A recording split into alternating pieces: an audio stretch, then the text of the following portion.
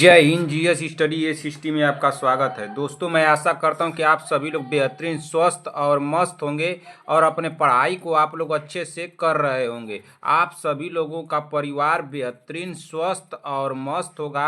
आप सभी लोगों को मेरी तरफ से ढेर सारा प्यार और आपके माता पिता को मेरी तरफ से प्रणाम है। दोस्तों, आज की क्लास में हम लोग पढ़ेंगे यूपी ट्रिपल एससी एनएम महिला स्वास्थ्य कार्यकर्ता के लिए महत्वपूर्ण बहुविकल्पी प्रश्नों को। और महिला स्वास्थ्य कार्यकर्ता की हमारी 176 नंबर की क्लास है, जिसमें कि सारे क्वेश्चन हमारे कैसे होंगे, तो ऑब्जेक्टिव होंगे, यानी कि बहुविकल्पी होंगे। तो दोस्तों, आप लोग क्लास में बने रहिए और एक एक क्वेश्चन को ध्यान से सुनते चलिए, देखते चलिए। क्या दोस्तों, एक एक क्वेश्चन को ध्यान से सुनते चलिए और देखते चलिए। और जिस भी क्वेश्चन के आप लोगों के आंसर आ रहे हैं, तुरंत कमेंट बॉक्स में हमको बताते भी चलिए। लास्ट में अपना स्कोर हमको जरूर बताइएगा कि आप लोगों के स्कोर कितने गए हैं। इससे ये पता चलेगी कि आप लोगों के किस तरह के क्वेश्चन तैयार हो चुके हैं और अभी किस तरह के क्वेश्चन तैयार करवाना है आप लोगों को, ठीक ना।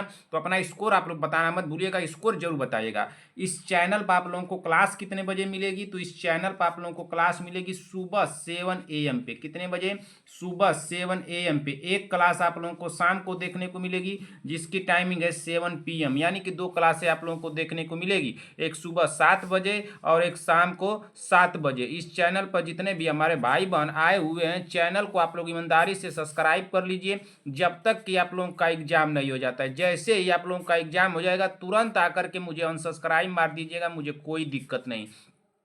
एग्जाम हाल में जाने से पहले भाई मुझे अनसब्सक्राइब मार के जाइएगा, मुझे कोई दिक्कत नहीं है। मैं बार बार आप लोगों को सब्सक्राइब करने के लिए क्यों कहता हूं कि जैसे ही मैं कोई क्लास लूंगा, उसका नोटिफिकेशन आप लोगों के पास चला आएगा और आप लोग सबसे पहले उस क्लास को पढ़ लेंगे। इसीलिए मैं आप लोगों को सब्सक्राइब करने के लिए कहता हूं, ठीक ना। चलिए, आज की मोटिवेशन के साथ इस क्लास को हम लोग शुरू करेंगे और देखते हैं कि आज का हमारा मोटिवेशन क्या दिया है। तो आज का हमारा मोटिवेशन है कि जहां आप कुछ नहीं कर सकते, वहां एक चीज जरूर करिए, कोशिश। क्या दोस्तों, जहां आप कुछ नहीं कर सकते वहां पर एक चीज जरूर करिए, वो है कोशिश। तो जहां आप कुछ नहीं कर सकते वहां पर कोशिश करने में क्या जाता है भाई, हम कोशिश न करें तो गलत बात है ना।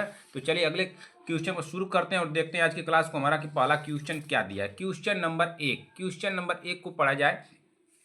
क्वेश्चन नंबर एक हमारा दिया है कि गर्भ में शिशु के शरीर में हलचल का गर्भवती महिला माताओं को होने वाला एहसास कहलाता है। तो क्या कहलाता है? क्या चमक, त्वरित अनुबंधन, स्पंदन या बायलोटमेंट क्या कहलाता है भाई? जल्दी से सभी बहने कमेंट कर दें। क्वेश्चन नंबर एक का राइट आंसर क्या होगा भाई? सभी बहने कमेंट करें। क्वेश्चन क्या पूछा है बहन? क्वेश्चन पूछा है कि गर्भ में शिशु के शरीर में हलचल का गर्भवती माताओं को होने वाला एहसास कहलाता है। तो क्या कहलाता है भाई? तो यह कहलाता है स्पंदन। क्या कहलाता है? स्पंदन। हमारा राइट आंसर क्या हो जाएगा यहाँ पे? ऑप्शन नंबर सी होगा। अगले क्वेश्चन चलते हैं, क्वेश्चन नंबर दो। क्वेश्चन नंबर दो को पढ़िए।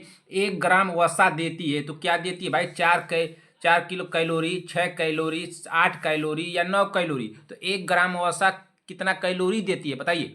1 ग्राम वसा देती है, तो 1 ग्राम वसा कितना कैलोरी देती है? तो 1 ग्राम वसा देती है 9 कैलोरी। कितना? 9 कैलोरी। यहाँ पे हमारा राइट आंसर होगा ऑप्शन नंबर डी।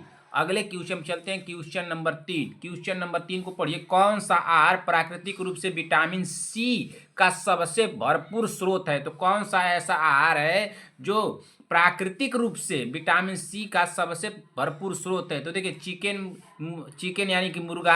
ऑप्शन क्या दिया है? बी केला, ऑप्शन सी संतरा, ऑप्शन डी दिया है दूध। इस ऑप्शन में आप लोगों को बताना है जो प्राकृतिक रूप से तो भाई तो फल फूल नहीं होगा। तो इसमें आप लोग को बताइए कि इसमें राइट आंसर क्या हो जाएगा भाई? क्या पूछा है क्वेश्चन बहन? क्वेश्चन पूछ रहा है कि कौन सा आहार प्राकृतिक रूप से विटामिन सी का सबसे भरपूर स्रोत है। तो विटामिन सी का सबसे भरपूर स्रोत इस ऑप्शन के थ्रू बताना है। तो इस ऑप्शन के थ्रू क्या हो जाएगा बहन तीसरे नंबर का?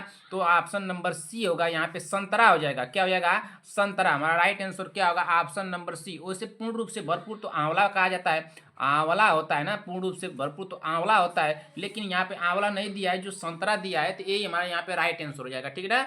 चलिए, अगर अगर आप लोग को ऑप्शन में मिल जाए कि आंवला, तो उस आंवला को लगा के आइएगा बहन, गलत नहीं होना चाहिए, ठीक ना। अगले क्वेश्चन चलते हैं बहन, क्वेश्चन नंबर 4। क्वेश्चन नंबर 4 को पढ़िए ध्यान से। बस क्वेश्चन को आप लोग सुनते चलिए, देखते चलिए। जिस भी बहन को जिस भी क्वेश्चन के आंसर आ रहे हैं बहन, तुरंत कमेंट बॉक्स में हमको बताते चलिए कि सर इस क्वेश्चन का राइट आंसर होगा। बस क्वेश्चन डालिए कि क्वेश्चन 4 का कौन सा सही हुआ है, तुरंत उसको डाल दीजिए। जैसे तीसरे का सही हुआ है सी, तो 3 डालिए, उसके आगे सी डालिए ना। इससे ये पता चलेगा कि आप लोग की जो तैयारी है कितनी फास्ट है, कितना आप लोगों का प्रेजेंट ऑफ माइंड काम कर रहा है, कि आप लोग कर पा रहे हैं कि नहीं कर पा रहे हैं। कहीं तो ऐसा लगाने में आपको गलत तो नहीं कर दे रही हैं, इसलिए मैं आप लोगों को बताता हूँ कि नहीं बहन आप लोग कमेंट करते चलिए, ठीक ना। चलिए बहन क्वेश्चन नंबर चौथे को पढ़िए कि विशिष्ट नहीं, यहाँ पे लगेगा किसी विशिष्ट क्षेत्र में रुचि, क्षमता तथा योग्यता में होने वाले व्यक्तिगत फर्क को इनमें से किस परीक्षण के द्वारा आकलन किया जाता है। तो किस परीक्षण के द्वारा आकलन किया जाता है भाई? क्या दृष्टिकोण परीक्षण, क्षमता परीक्षण,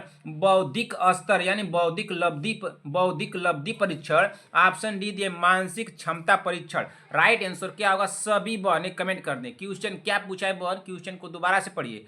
किसी विशिष्ट क्षेत्र में रुचि, क्षमता तथा योग्यता में होने वाले व्यक्तिगत फर्क को इनमें से किस परीक्षण के द्वारा आकलन किया जा सकता है। तो किस परीक्षण के द्वारा आकलन किया जा सकता है भाई? तो ये किया जाता है क्षमता परीक्षण के द्वारा ना। किसके द्वारा? क्षमता परीक्षण। हमारा राइट आंसर होगा यहाँ पे ऑप्शन नंबर बी हो जाएगा। क्या हो जाएगा? Option number B. अगले क्वेश्चन चलते हैं बहन। अगला क्वेश्चन क्या दिया है? Question number 5। क्वेश्चन नंबर 5 को पढ़िए। क्या पूछा है कि मादा शिशु के प्रति अपने दृष्टिकोण में बदलाव लाने के उद्देश्य से एक महिला समूह को इनमें से कौन सी शिक्षण प्रक्रिया सबसे उपयुक्त होगी। तो कौन सी शिक्षण प्रक्रिया सबसे उपयुक्त होगी भाई? क्या भूमिका निर्वहन, व्याख्यान, विचार विमर्श या गोष्ठी? राइट आंसर क्या हो जाएगा भाई? सभी बहने कमेंट कर दें। Question number 5। क्वेश्चन नंबर 5 क्या पूछा है? क्वेश्चन पूछ रहा है बहन कि मादा शिशु के प्रति अपने दृष्टिकोण में बदलाव लाने के उद्देश्य से एक महिला समूह को इनमें से कौन सी शिक्षण प्रक्रिया सबसे उपयुक्त होगी। तो सबसे जो उपयुक्त होगी आप लोगों को बता देना है। तो 5वें नंबर का राइट आंसर यहाँ सबसे उपयुक्त क्या लग रहा है? तो भूमिका निर्वहन होगा। यहाँ पे क्या होगा? भूमिका निर्वहन राइट आंसर होगा बहन ऑप्शन नंबर ए। किसी का गलत तो नहीं हुआ, किसी का गलत नहीं होना चाहिए बहन। अब ऐसे क्वेश्चनों को आप लोगों को गलत नहीं करना है। क्वेश्चन नंबर 6 को पढ़िए। पक्षी आबादी में होने वाले बीमारी का प्रकोप कहा जाता है। तो क्या कहा जाता है भाई? क्या ईपोरोनोथिक कहा जाता है, असाधारण कहा जाता है, पशु महामारी कहा जाता है और स्थानिक महामारी? तो हमारा राइट आंसर क्या हो जाएगा? जल्दी से जल्द आप लोग कमेंट कर दीजिए भाई। राइट आंसर क्या होगा? 6वें नंबर क्वेश्चन का सभी बहनों का कमेंट आना चाहिए। क्वेश्चन क्या पूछा है बहन? क्वेश्चन पूछ रहा है कि पक्षी आबादी में होने वाले बीमारी का प्रकोप कहा जाता है। तो क्या कहा जाता है भाई? तो 6वें नंबर का राइट आंसर हो जाएगा ऑप्शन नंबर ए हो जाएगा। क्या हो जाएगा? Option number A. Option number A होगा ना। क्या होगा? ईपोरनीथिक हो जाएगा। क्या हो जाएगा? ईपोरनीथिक हो जाएगा। राइट आंसर होगा बहन ऑप्शन नंबर ए। अगले क्वेश्चन चलते हैं। Question number 7। क्वेश्चन नंबर 7 को पढ़िए। क्या दिया है कि पूरे देश में बीमारी के अचानक प्रकोप को के रूप में जाना जाता है। तो किस रूप में जाना जाता है भाई? पूरे देश में अगर बीमारी के अचानक प्रकोप हो गया है तो उसको किस रूप में जाना जाता है? क्या महामारी के रूप में जाना जाएगा, विकिरण के रूप में जाना जाएगा, सर्वव्यापी महामारी या स्थानिक महामारी? तो राइट आंसर क्या हो जाएगा बताइए? स्थानिक जाना जाएगा या महामारी के रूप में जाना जाएगा? आप लोग दो ऑप्शन में बताइए। 7वें नंबर का राइट आंसर क्या होगा? तो पूरे देश में बीमारी के अचानक प्रकोप को के रूप में जाना जाता है, तो महामारी के रूप में जाना जाता है। राइट आंसर यहाँ पे हो जाएगा ऑप्शन नंबर ए होगा। क्या होगा? Option number A. अगले क्वेश्चन पे चलते हैं। क्वेश्चन नंबर 7 हो गया बहन। क्वेश्चन नंबर 8 पे चलते हैं। क्वेश्चन नंबर 8 क्या दिया? देखिए थोड़ी देर में आप लोगों को शोर शराबा सुनाई देगा, इसलिए अपने अपने मोबाइल का वॉल्यूम आप लोग बढ़ा लीजिए, क्योंकि ये लोग अब जान गए हैं कि मैं आप लोगों को क्लास लेना शुरू कर दिया हूँ, तो ये लोग शोर करना शुरू करेंगे। इस बात को सभी बहनें ध्यान देंगी। Question number 8। क्वेश्चन नंबर 8 अपने मोबाइल की वॉल्यूम को बढ़ाइए। ये लोग क्लियर है आप लोगों के बहन में बता रहा हूँ कि ये लोग शोर शराबा जरूर करेंगे। क्वेश्चन नंबर 8 को पढ़िए। सतत विकास लक्ष्य गोल के अनुसार नवजात शिशु नियोनेट मृत्यु दर को कम करना है। तो कैसे कम करना है भाई? कम से 12 प्रति हजार जीवित जन्म पर कम करना है, या कि 24 प्रति 1000 जीवित जन्म पर कम करना है, कि कम से 36 प्रति 1000 जीवित जन्म और 48 प्रति 1000 से जीवित जन्म दर। तो राइट आंसर इसमें क्या हो जाएगा? तो इसमें तो हमको लग रहा है, बताइए, सतत विकास पूछा है ना। सतत विकास लक्ष्य गोल के अनुसार नवजात शिशु नियोनेट मृत्यु दर को कम करना है। तो कम करना है तो कैसे कम करना होगा भाई? तो 12 प्रति हजार जीवित जन्म पर कम करना है। मतलब इससे 12 प्रति हजार, 1000 पर 12 जो है जीवित जन्म कम रहना चाहिए ना, इससे ज़्यादा नहीं होना चाहिए, इससे कम होना चाहिए। तो राइट आंसर यहाँ पे तुमको लग रहा है कि 8वें नंबर का हो जाएगा, ऑप्शन नंबर ए होगा ना। क्या हो जाएगा? ऑप्शन नंबर ए होगा। अगले क्वेश्चन चलते हैं बहन। अगला क्वेश्चन क्या दिया है? Question number 9। क्वेश्चन नंबर 9 को पढ़ा जाए।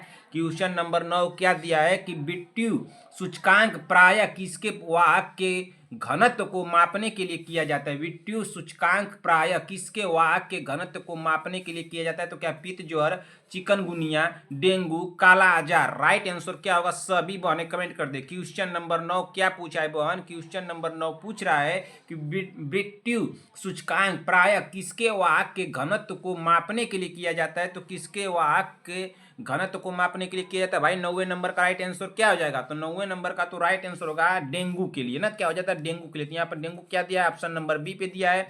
राइट आंसर हो जाएगा ऑप्शन नंबर बी। अगले क्वेश्चन पे चलते हैं। Question number 10। क्वेश्चन नंबर 10 को पढ़िए। गर्भावस्था के दौरान एएनएम को कम से कम कितनी एएनसी विजिट करना चाहिए? तो कितनी एएनसी विजिट करना चाहिए भाई? क्या 3, 4? यहाँ पे क्या दिया है? यहाँ पे भी 4 दिया, यहाँ पे 9 दिया। राइट आंसर क्या हो जाएगा 10वें नंबर का? सभी बहने कमेंट कर दें। क्वेश्चन नंबर 10 का राइट आंसर क्या होगा? तो क्वेश्चन नंबर 10 का देखिए, इस 4 को यहाँ पे कर दीजिए 5 कर दीजिए, नहीं 6 करिए इसको ना, 6 करिए। अब बताइए इसमें कौन सा राइट आंसर होगा? क्या 3 होगा, 4 होगा, 6 होगा या 9 होगा? तो राइट आंसर इसमें क्या हो जाएगा भाई? तो इसमें तो राइट आंसर लग रहा है कि ऑप्शन नंबर सी होगा ना, 4 हो जाएगा। क्या हो जाएगा? ऑप्शन नंबर सी 4 होगा ना, 4 है ना होगा। गर्भावस्था के दौरान एएनएम को कम से कम कितनी एएनसी विजिट करना चाहिए? तो 4 करनी चाहिए। तो राइट आंसर यहाँ पे क्या हो जाएगा? ऑप्शन नंबर सी होगा ना। क्या होगा? Option number C. अगले क्वेश्चन में चलते हैं। Question number 11। निम्नलिखित में से कौन सी बीमारी एसिड फास्ट वेसिलाई यानी एएफबी द्वारा कारित नहीं होती है? तो कौन नहीं होती है? क्या कुष्ठ रोग, क्षय रोग, नोकार्डियसिस, मोतीझार? राइट आंसर क्या हो जाएगा? मोतीझरा नहीं, क्या दिया है? मोतीझरा दिया है। बताइए राइट आंसर क्या होगा? क्वेश्चन क्या पूछा है? क्वेश्चन को दोबारा से पढ़ा जाए। क्वेश्चन क्या पूछ रहा है बहन? क्वेश्चन पूछ रहा है कि निम्नलिखित में से कौन सी बीमारी एसिड फास्ट वेसिलाई यानी एएफबी द्वारा कारित नहीं होती है? तो कौन नहीं कारित होती है भाई? जल्दी से आप लोग कमेंट कीजिए। तो मोतीझरा, कौन सी? मोतीझरा हो जाएगा। यहाँ पे राइट आंसर होगा ऑप्शन नंबर डी। अगले क्वेश्चन चलते हैं कि एक एक क्वेश्चन को बहुत देखते चलिए, उसका आंसर क्या सही हो रहा है उसको दिमाग में एकदम बिठाते चलिए, ठीक है ना, भूलना नहीं है। अगर आप लोगों को लगे कि नहीं टाइम है आप लोगों के पास तो एक बार रिवीजन कर लीजिएगा। 100 क्वेश्चन आप लोगों के ब्रेन में save. Question number 12। Question number 12 को पढ़िए। पानी के उबालने से सभी जीवाणु मर जाते हैं केवल एक को छोड़कर। क्या फंजाई को, बैक्टीरिया को, प्रोटोजोआ को या स्पोर्स यानी बीजाणु को? तो राइट आंसर क्या हो जाएगा? जल्दी से आप लोग कमेंट कीजिए। पानी के उबालने से सभी जीवाणु मर जाते हैं केवल एक को छोड़कर। तो कौन सा ऐसा ऑप्शन है कि जो सभी जीवाणु मर जाते हैं लेकिन एक जीवाणु नहीं मरता है भाई? तो एक को छोड़कर दिया है। राइट आंसर क्या होगा? जल्दी से आप लोग कमेंट कीजिए। 12 नंबर क्वेश्चन का राइट आंसर भाई बीजाणु हो जाएगा, स्पोर्स होगा। क्या हो जाएगा? स्पोर्स यानी बीजाणु। ब्रैकेट में इसको तो आप लोग पकड़ सकती थी। इसका राइट आंसर क्या होगा? यहाँ पे ऑप्शन नंबर डी हो। क्या मैं एक क्वेश्चन को कराया था, स्पोर्ट्स नहीं दिया था, बीजाणु दिया था।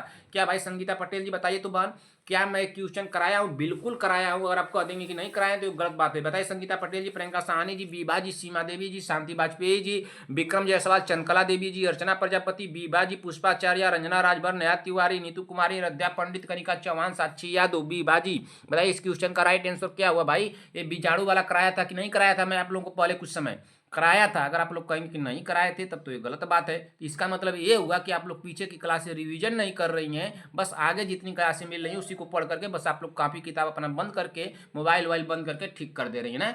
ये ऐसे नहीं चलेगा भाई, ऐसे आप लोग करेंगे तो नहीं होगा। बताइए रुधिर स्कंदन ब्लड क्लॉटिंग के लिए आवश्यक है, तो क्या आवश्यक है? Na आवश्यक है, Ca++ या आवश्यक है, या K या Cl आवश्यक है? तो इसमें क्या आवश्यक है बताइए भाई, क्या आवश्यक है? रुधिर स्कंदन ब्लड क्लॉटिंग के लिए आवश्यक है, तो इसमें क्या आवश्यक होगा? सोच समझ के ऑप्शन लगाइएगा। ऑप्शन आप लोग सोच समझ के सभी बहने लगाएंगी।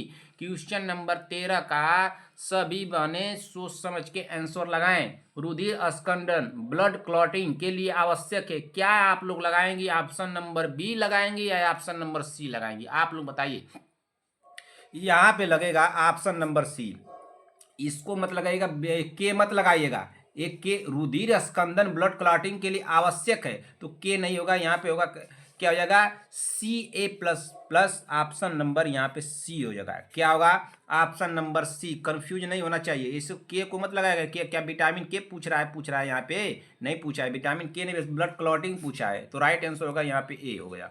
क्या होगा, ऑप्शन नंबर सी होगा। अगले क्वेश्चन, चलिए क्वेश्चन नंबर 14 को पढ़िए। शरीर में फास्फोरस पाया जाता है, इसी तरह से क्वेश्चन घुमाएगा, थोड़ा सा ऑप्शन चेंज कर देगा, आप लोग कंफ्यूज होंगे। ऐसा दिया है ऑप्शन कि आप लोग गलत कर सकती हैं यहाँ पे 13 नंबर में ना।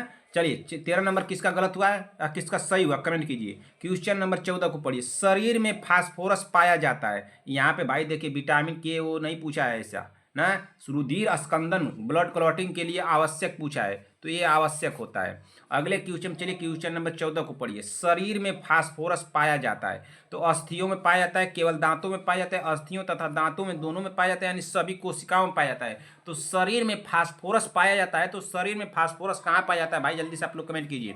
तो शरीर में जो फास्फोरस पाया जाता है, तो देखिए यहाँ पे केवल दे दिया, तो पहले इसको काट दीजिए, तो इसको काटिए। क्या आप लोगों को लग रहा है कि सभी कोशिकाओं में पाया जाएगा, नहीं पाया जाएगा। अब आप लोगों को दो ऑप्शन बताने, क्या अस्थियों में पाया जाएगा या अस्थियों तथा दांतों में पाया जाएगा, तो यहाँ पे अस्थियों तथा दांतों दोनों में पाया जाएगा बहन। राइट आंसर होगा ऑप्शन नंबर सी।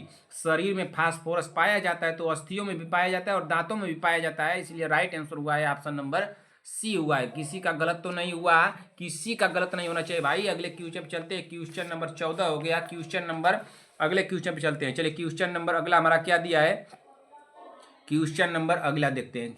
देखिए यहाँ पर भी भाई क्वेश्चन नंबर वही दे दिए हैं, क्वेश्चन नंबर 14 ही दे दिए हैं। तो क्वेश्चन नंबर 14 को पढ़ लीजिए क्या दिया है, फिर से दोबारा से। ये दूसरा क्वेश्चन है, इनमें से क्या संचार के नोड में एक गैर मौखिक संदेश नहीं है। तो कौन नहीं भाई, क्या स्वर और आवाज की पिच, चेहरे के भाव, इशारा यानी भाव प्रदर्शन, छूना।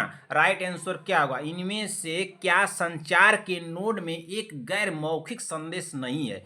गैर मौखिक संदेश नहीं है पूछा है, नहीं शब्द को सभी बने ध्यान दीजिए। अगर क्वेश्चन में आप लोगों के बन एग्जाम हाल में नहीं शब्द आ जाएगा तो समझिएगा कि उस क्वेश्चन को बहुत ध्यान से पढ़ना है। इसका राइट आंसर होगा, सभी बने कमेंट कर दे, स्वर और आवाज की पिच होगा। राइट आंसर होगा ऑप्शन नंबर ए। अगले क्वेश्चन चलिए बहन, क्वेश्चन नंबर 15। क्वेश्चन नंबर 15 को पढ़िए।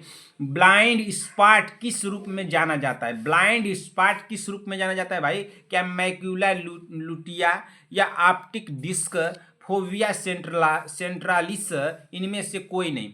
तो ब्लाइंड स्पॉट किस रूप में जाना जाता है भाई, सभी बहने कमेंट करें। ब्लाइंड स्पॉट किस रूप में जाना जाता है, तो ब्लाइंड स्पॉट जो जाना जाता है तो ऑप्टिक डिस्क के रूप में जाना जाता है। किसके रूप में जाना जाता है, ऑप्टिक डिस्क। यहाँ ऑप्टिक डिस्क कौन सा दिया है, ऑप्शन नंबर बी दिया है। हमारा राइट आंसर होगा यहाँ पे ऑप्शन नंबर बी। अगले क्वेश्चन चलिए, क्वेश्चन नंबर 16। एक मानव शरीर में अनैच्छिक मांसपेशियों कहाँ पाई जाती है, यानी मांसपेशियां कहाँ पाई जाती है, इस तरह से बताइए। क्या लिम्ब होगा, दिल होगा, दिमाग होगा, जबान होगा। राइट आंसर क्या होगा, जब सभी बहने कमेंट करें। क्वेश्चन नंबर 16 पूछा क्या है बहन, कि एक मानव शरीर में अनैच्छिक मांसपेशियां कहाँ होती हैं, तो अनैच्छिक पूछ रहा है। तो अनैच्छिक मांसपेशियां कहाँ होती हैं भाई, 16 में। तो ये हो जाएगा, ये तो क्या लिम्ब में होती है, नहीं। दिमाग में नहीं, जुबान में भी नहीं, तो ये क्या होती है, दिल में होती है ना। तो राइट आंसर यहाँ पर क्या हो जाएगा, ऑप्शन नंबर सी होगा, दिल। ठीक, अगले क्वेश्चन चलिए, क्वेश्चन नंबर 17। क्वेश्चन नंबर 17 को पढ़िए क्या दिया है, कि शरीर में हीमोग्लोबिन का कार्य। तो शरीर में हीमोग्लोबिन का कार्य क्या है, सभी बने तो क्वेश्चन को कर लेंगे भाई। बताइए क्वेश्चन को कर लेंगे कि नहीं कर लेंगे आप लोग। शरीर में हीमोग्लोबिन का कार्य है क्या, ऑक्सीजन का परिवहन, जीवाणुओं का नाश, रक्त अल्पता का निवारण, लव का उपयोजन। राइट आंसर क्या होगा भाई, संगीता पटेल जी बहन कमेंट कीजिए, इसका राइट आंसर क्या होगा, उड़ा दीजिए इस क्वेश्चन को भाई। सभी बहने क्वेश्चन को उड़ा दें हवा में। क्वेश्चन क्या पूछा है बहन, क्वेश्चन पूछ रहा है कि शरीर में हीमोग्लोबिन का कार्य है। बताइए, सीमा देवी जी, शांति वाजपेयी जी, विक्रम जायसवाल, चंद्रकला देवी जी, अर्चना प्रजापति, बीबा जी, रश्मि सोम जी, अनामिका सिंह जी, और कौन है भाई, नेहा तिवारी, नीतू कुमारी, पुष्पाचार्य। भाई बीबा जी आप बताइए इसका राइट आंसर क्या होगा, बताइए तो कमेंट कीजिए। नीरज देवी जी, श्रेया चौधरी जी, सूर्यांश मिश्रा, सभी बहने, साक्षी यादव, सभी बहने कमेंट करें। शरीर में हीमोग्लोबिन का कार्य क्या है भाई, ये तो बहुत आसान क्वेश्चन है भाई हमारे बहनों के लिए। तो ऑक्सीजन का परिवहन करना है। राइट आंसर होगा बहन ऑप्शन नंबर ए होगा ना।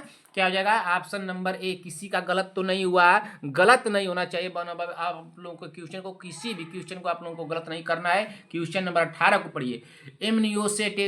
एमनियोसेटोसिस एक तरीका है जो बताता है, तो क्या बताता है, भ्रूण के लिंग को, अमीनो एसिड के प्रकार को, ऑप्शन सी दिया प्रोटीन में अमीनो एसिड के अनुक्रम को, हार्मोन के प्रकार को। तो क्या बताता है भाई, एमनियोसेटोसिस एक तरीका है। तो ये जो बताता है, तो क्या बताता है, यह बताता है कि भ्रूण के लिंग को बताता है। क्या बताता है, भ्रूण के लिंग को बताता है। यहाँ पे राइट आंसर होगा ऑप्शन नंबर ए हो जाएगा। क्या हो जाएगा, ऑप्शन नंबर ए। अगले क्वेश्चन चलिए, क्वेश्चन नंबर 19, लैंगिक जनन से आनुवंशिक विचार कैसे होता है। लैंगिक जनन से आनुवंशिक विचरण आनुवंशिक विचरण कैसे होता है। क्या जीन के सम्मिश्रण से, या क्रोमोसोम में बदलाव से, जीन के मिश्रण से, या उपरोक्त सभी। राइट आंसर क्या होगा, 19 नंबर का सभी बहने कमेंट करें। क्वेश्चन नंबर 19 दोबारा से पढ़ा जाए, लैंगिक जनन से आनुवंशिक विचरण कैसे होता है। तो लैंगिक जनन से आनुवंशिक विचरण जो होता है, जीन के सम्मिश्रण से होता है, क्रोमोसोम में बदलाव से भी होता है, जीन के मिश्रण से भी होता है। सम्मिश्रण यहाँ पे दिया मिश्रण। तो ये तीनों ऑप्शन जब सही हो रहे तो ऑप्शन नंबर डी को क्यों छोड़े, ये हमारा राइट आंसर होगा। उपरोक्त सभी तीनों ऑप्शन क्या है, हमारे सही हैं यहाँ पे। अगले क्वेश्चन पे चलते हैं, क्वेश्चन नंबर 20। क्वेश्चन नंबर 20 को पढ़िए, क्या पूछा है, एंटीसेप्टिक का अर्थ है। एंटीसेप्टिक का अर्थ क्या है, क्या माइक्रो ऑर्गेनिज्म की वृद्धि एवं विकास को रोकना, माइक्रो ऑर्गेनिज्म का नाश करना, उपरोक्त दोनों, और एनोटोविडिस प्रोड्यूस करना। तो राइट आंसर क्या हो जाएगा, जल्दी से आप लोग कमेंट कीजिए। क्वेश्चन नंबर 20 का राइट आंसर क्या होगा भाई, तो क्वेश्चन नंबर 20 का राइट आंसर हो जाएगा माइक्रो ऑर्गेनिज्म की वृद्धि एवं विकास को रोकना होगा। राइट आंसर होगा यहाँ पे ऑप्शन नंबर ए होगा। क्या होगा, ऑप्शन नंबर ए। किसी का गलत तो नहीं हुआ। 20 नंबर क्वेश्चन हम लोग कर लिए हैं। क्वेश्चन नंबर 21 पे चलिए। क्वेश्चन नंबर 21 क्या पूछा है बहन, क्वेश्चन नंबर 21 पूछ रहा है, ड्रॉपलेट इन्फेक्शन होता है। तो ड्रॉपलेट इन्फेक्शन किस, ड्रॉपलेट को पकड़िए, ड्रॉपलेट शब्द को पकड़िए। ड्रॉपलेट इन्फेक्शन होता है क्या खांसने से, स्पर्श से, दैहिक संबंधों से, या मरीज के सामान का उपयोग पुनः उपयोग करने से। तो कैसे होगा भाई बताइए, ड्रॉपलेट इन्फेक्शन होता है तो ड्रॉपलेट इन्फेक्शन कैसे होता है। 21 नंबर का राइट आंसर क्या होगा यहाँ पे, तो यहाँ पे हो जाएगा खांसने से होगा। क्या होगा, खांसने से, यानी कि बूंदों से होता है ना। तो राइट आंसर हो जाएगा ऑप्शन नंबर ए हो जाएगा। क्या हो जाएगा, ऑप्शन नंबर ए। अगले क्वेश्चन चलिए, क्वेश्चन नंबर 22। क्वेश्चन नंबर 22 को पढ़िए। पूछा है कि निम्न में से किन्हें फादर ऑफ फिजियोलॉजी माना जाता है। तो फादर ऑफ फिजियोलॉजी किसको माना जाता है भाई, यस फेरेन को माना जाता है, रुडलेफ गोकेल को माना जाता है, वांटेड को माना जाता है, या क्रिस सोनकर माना जाता है। तो किसको माना जाता है भाई, किसको माना जाता है, निम्न में से फादर ऑफ फिजियोलॉजी माना जाता है। तो फादर ऑफ फिजियोलॉजी किसको माना जाता है भाई, 22 नंबर का राइट आंसर क्या होगा, वांट हो जाएगा ना। क्या हो जाएगा, वांट हो जाएगा। राइट आंसर यहाँ पर क्या हो जाएगा, ऑप्शन नंबर सी हो जाएगा। अगले क्वेश्चन पर चलते हैं। अगला क्वेश्चन क्या दिया है, क्वेश्चन नंबर 23। क्वेश्चन नंबर 23 को पढ़िए। क्वेश्चन नंबर 23 हमारा क्या दिया है भाई, क्वेश्चन नंबर 23 को पैशो एनालिसिस का सिद्धांत किस मनोवैज्ञानिक ने प्रस्तुत किया था। तो किस मनोवैज्ञानिक ने प्रस्तुत किया था, क्या स्किनर ने, यस फ्रॉयड ने, या ई फुलव ने, या रुडल्फ जोकोल ने। तो किसने किया था भाई, किसने किया था, क्या रोडल्फ जो गोकेल होगा यहाँ पे, क्या स्किनर होगा, या ई फुलव होगा, या यस फ्रॉयड होगा। कौन सा इसमें राइट आंसर होगा, फिजियो एनालिसिस का सिद्धांत किस मनोवैज्ञानिक ने प्रस्तुत किया था। तो किस मनोवैज्ञानिक ने प्रस्तुत किया था भाई, तो इसको प्रस्तुत करने वाले थे एस फ्रॉयड ने। किसने किया था, एस फ्रॉयड ने किया था। तो राइट आंसर यहाँ पर क्या हो जाएगा, ऑप्शन नंबर सी होगा ना। अगले क्वेश्चन पे चलते हैं बहन। अगला क्वेश्चन क्या दिया है, क्वेश्चन नंबर 24। क्वेश्चन नंबर 24 को पढ़िए, क्या दिया है, क्वेश्चन नंबर 24 हमारा पूछ रहा है, शरीर की संरचना के आधार पर व्यक्तित्व का वर्गीकरण किस मनोवैज्ञानिक ने किया था। शरीर की संरचना के आधार पर व्यक्तित्व का वर्गीकरण किस मनोवैज्ञानिक ने किया था। तो क्या क्रिटेचमर ने किया था, डब्ल्यू सेल्डन ने किया था, बोथ ए एंड बी, यानी कि ए और बी दोनों सही हैं, या जंग्स क्लासिफिकेशन ने किया था। तो किसने किया था भाई, जल्द से जल्द आप लोग कमेंट कीजिए। शरीर की संरचना के आधार पर व्यक्तित्व का वर्गीकरण किस मनोवैज्ञानिक ने किया था। तो व्यक्तित्व का जो वर्गीकरण करने वाले थे कौन थे बताइए, व्यक्तित्व का वर्गीकरण पूछ रहा है। तो क्रिटेचमर भी हो जाएगा, डब्ल्यू सेल्डन भी हो जाएगा। तो राइट आंसर क्या हो जाएगा, जब ये दोनों सही हो रहे हैं, ए और बी दोनों सही है, तो बोथ एंड और and B, A and B दोनों सही होगा ना। तो ऑप्शन नंबर यहाँ पे सी हो जाएगा। अगले क्वेश्चन पे चलते हैं। क्वेश्चन नंबर 25, आयोडीन की कमी के कारण क्या होते हैं? तो आयोडीन की कमी के कारण क्या होते हैं बताइए। क्या अवटुल अतिक्रियता, ऑप्शन बी बेगा। बेगा कैसे होगा भाई? यहाँ पे घेगा होगा ना, बेगा दे दिए। वाह भाई वाह, कितने महान है। यहाँ पे बेगा नहीं होगा भाई, यहाँ पे घेगा होगा, मीजेट होगा, मधुमेह होगा। तो आयोडीन की कमी के कारण क्या होता है बताइए। आयोडीन की कमी के कारण क्या होता है भाई? तो आयोडीन की कमी के कारण तो घेगा होता है। हमारा राइट आंसर होगा यहाँ पे ऑप्शन नंबर बी होगा। अगले क्वेश्चन चलिए। क्वेश्चन नंबर 26, अंडा अंडाशय से कोख में किसके माध्यम से लाया जाता है? भाई क्वेश्चन मैं कराया हूँ, संगीता पटेल जी ध्यान दीजिए। क्या मैं क्वेश्चन कराया हूँ? सभी बहनों को मैं क्वेश्चन कराया हूँ। आप लोग बताइए, यह क्वेश्चन आप लोगों का रिवीजन हो रहा है इस समय। इस 26 नंबर क्वेश्चन को मैं कराया हूँ, आप लोग बता दीजिए। अंडा अंडाशय से कोख में किसके माध्यम से लाया जाता है? क्या वास डिफरेंस के माध्यम से, डिंब वाहिनी के माध्यम से, गर्भाशय ग्रीवा के माध्यम से, या गर्भाशय के माध्यम से? तो अंडा अंडाशय से कोख में किसके माध्यम से लाया जाता है भाई? तो किसके माध्यम से लाया जाता है? तो ये लाया जाता है डिंब वाहिनी के माध्यम से। राइट आंसर होगा यहाँ पे ऑप्शन नंबर बी। अगले क्वेश्चन पे चलिए। क्वेश्चन नंबर 27, मानव प्रजनन प्रणाली का कौन सा हिस्सा मां के रक्त से भ्रूण को पोषण प्राप्त करने में मदद करता है? तो कौन करता है भाई? गर्भाशय, गर्भाशय ग्रीवा, गर्भनाल, या फॉलोपियन ट्यूब? तो कौन करता है भाई? 27 नंबर क्वेश्चन तो बहुत आसान है, बताइए। सीमा देवी जी, संगीता पटेल जी, चंद्रकला देवी जी, आप बताइए इसका राइट आंसर क्या होगा? 27 नंबर का कमेंट कीजिए। 27 नंबर क्वेश्चन का राइट आंसर क्या होगा? चंद्रकला बहन जी आप कमेंट कीजिए। चंद्रकला देवी जी, मानव प्रजनन प्रणाली का कौन सा हिस्सा मां के रक्त से भ्रूण को पोषण प्राप्त करने में मदद करता है? तो कौन मदद करता है भाई? तो ये मदद करने वाले हैं गर्भनाल। राइट आंसर होगा ऑप्शन नंबर सी।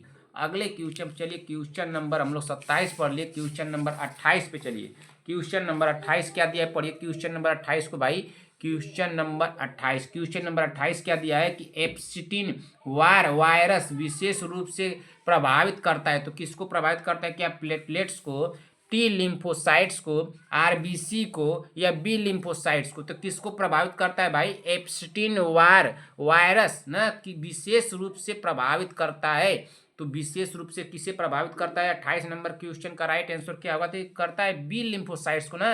तो बी लिम्फोसाइट्स देखिए यहाँ पे दिया, ऑप्शन नंबर डी दिया है। बी लिम्फोसाइट्स यहाँ दिया है ऑप्शन नंबर डी पे। हमारा राइट आंसर होगा यहाँ पे ऑप्शन नंबर डी। अगले क्वेश्चन चलिए। क्वेश्चन नंबर 29, हमारे शरीर में नमक की मात्रा कितनी होती है? क्या 1%, 0.4%, 2%, या 0.6%? मैं आप लोगों को यह क्वेश्चन पूछा हूँ, होमवर्क में आप लोग की थी। अगर आप लोग को याद आ रहा हो तो बता दीजिए। होमवर्क में मैं क्वेश्चन यह पूछा था आप लोगों को।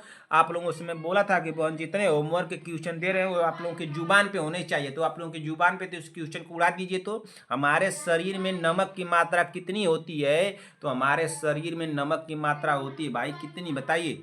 नमक की मात्रा कितनी होती है? क्या 2% होती है, या 0.4% यहाँ पे लगाया जाएगा बताइए। क्या लगा दिया जाए कि जो सही हो जाएगा? तो यहाँ पे लगाइए 0.4%। राइट आंसर होगा ऑप्शन नंबर सी होगा ना। अगले क्वेश्चन चलिए। क्वेश्चन नंबर 30, शरीर के किस भाग में पित्त रस वाइल्स जूस न का उत्पादन होता है? तो किस में होता है? क्या हृदय में, गुर्दे में, फेफड़े में, या यकृत में? शरीर के किस भाग में पित्त रस वाइल्स का उत्पादन होता है? तो किस में होता है भाई वाइल्स का उत्पादन? तो ये होता है यकृत में होता है ना। राइट आंसर होगा option number D.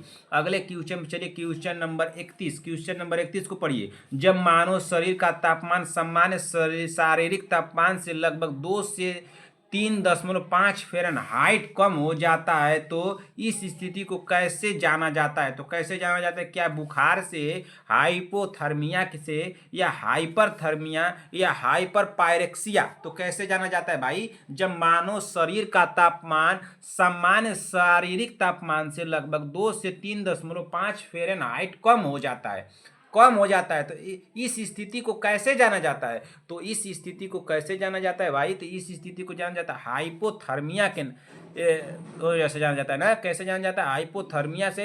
Right answer होगा ऑप्शन नंबर बी होगा। अगले क्वेश्चन चलिए। क्वेश्चन नंबर 32, एक सामान्य मनुष्य 1 मिनट में सांस लेता है तो कितना लेता है भाई? 10 से 15 बार, 20 से 25 बार, 14 से 18 बार, या 25 से 30 बार? राइट आंसर क्या होगा भाई? सभी बने कमेंट करें। सीमा देवी जी आप ये क्वेश्चन को की है, शांति वाजपेयी जी आप भी इस क्वेश्चन को किए हैं, संगीता पटेल जी आप भी इस क्वेश्चन को किए हैं। तीन ही लोग बताने वाली थी और कोई तो बताया नहीं था। होमवर्क में पूछा था मैं ये क्वेश्चन, बताइए होमवर्क में पूछने के बाद मैं आप लोग को विकल्प में सोचा हूँ करा दूँ।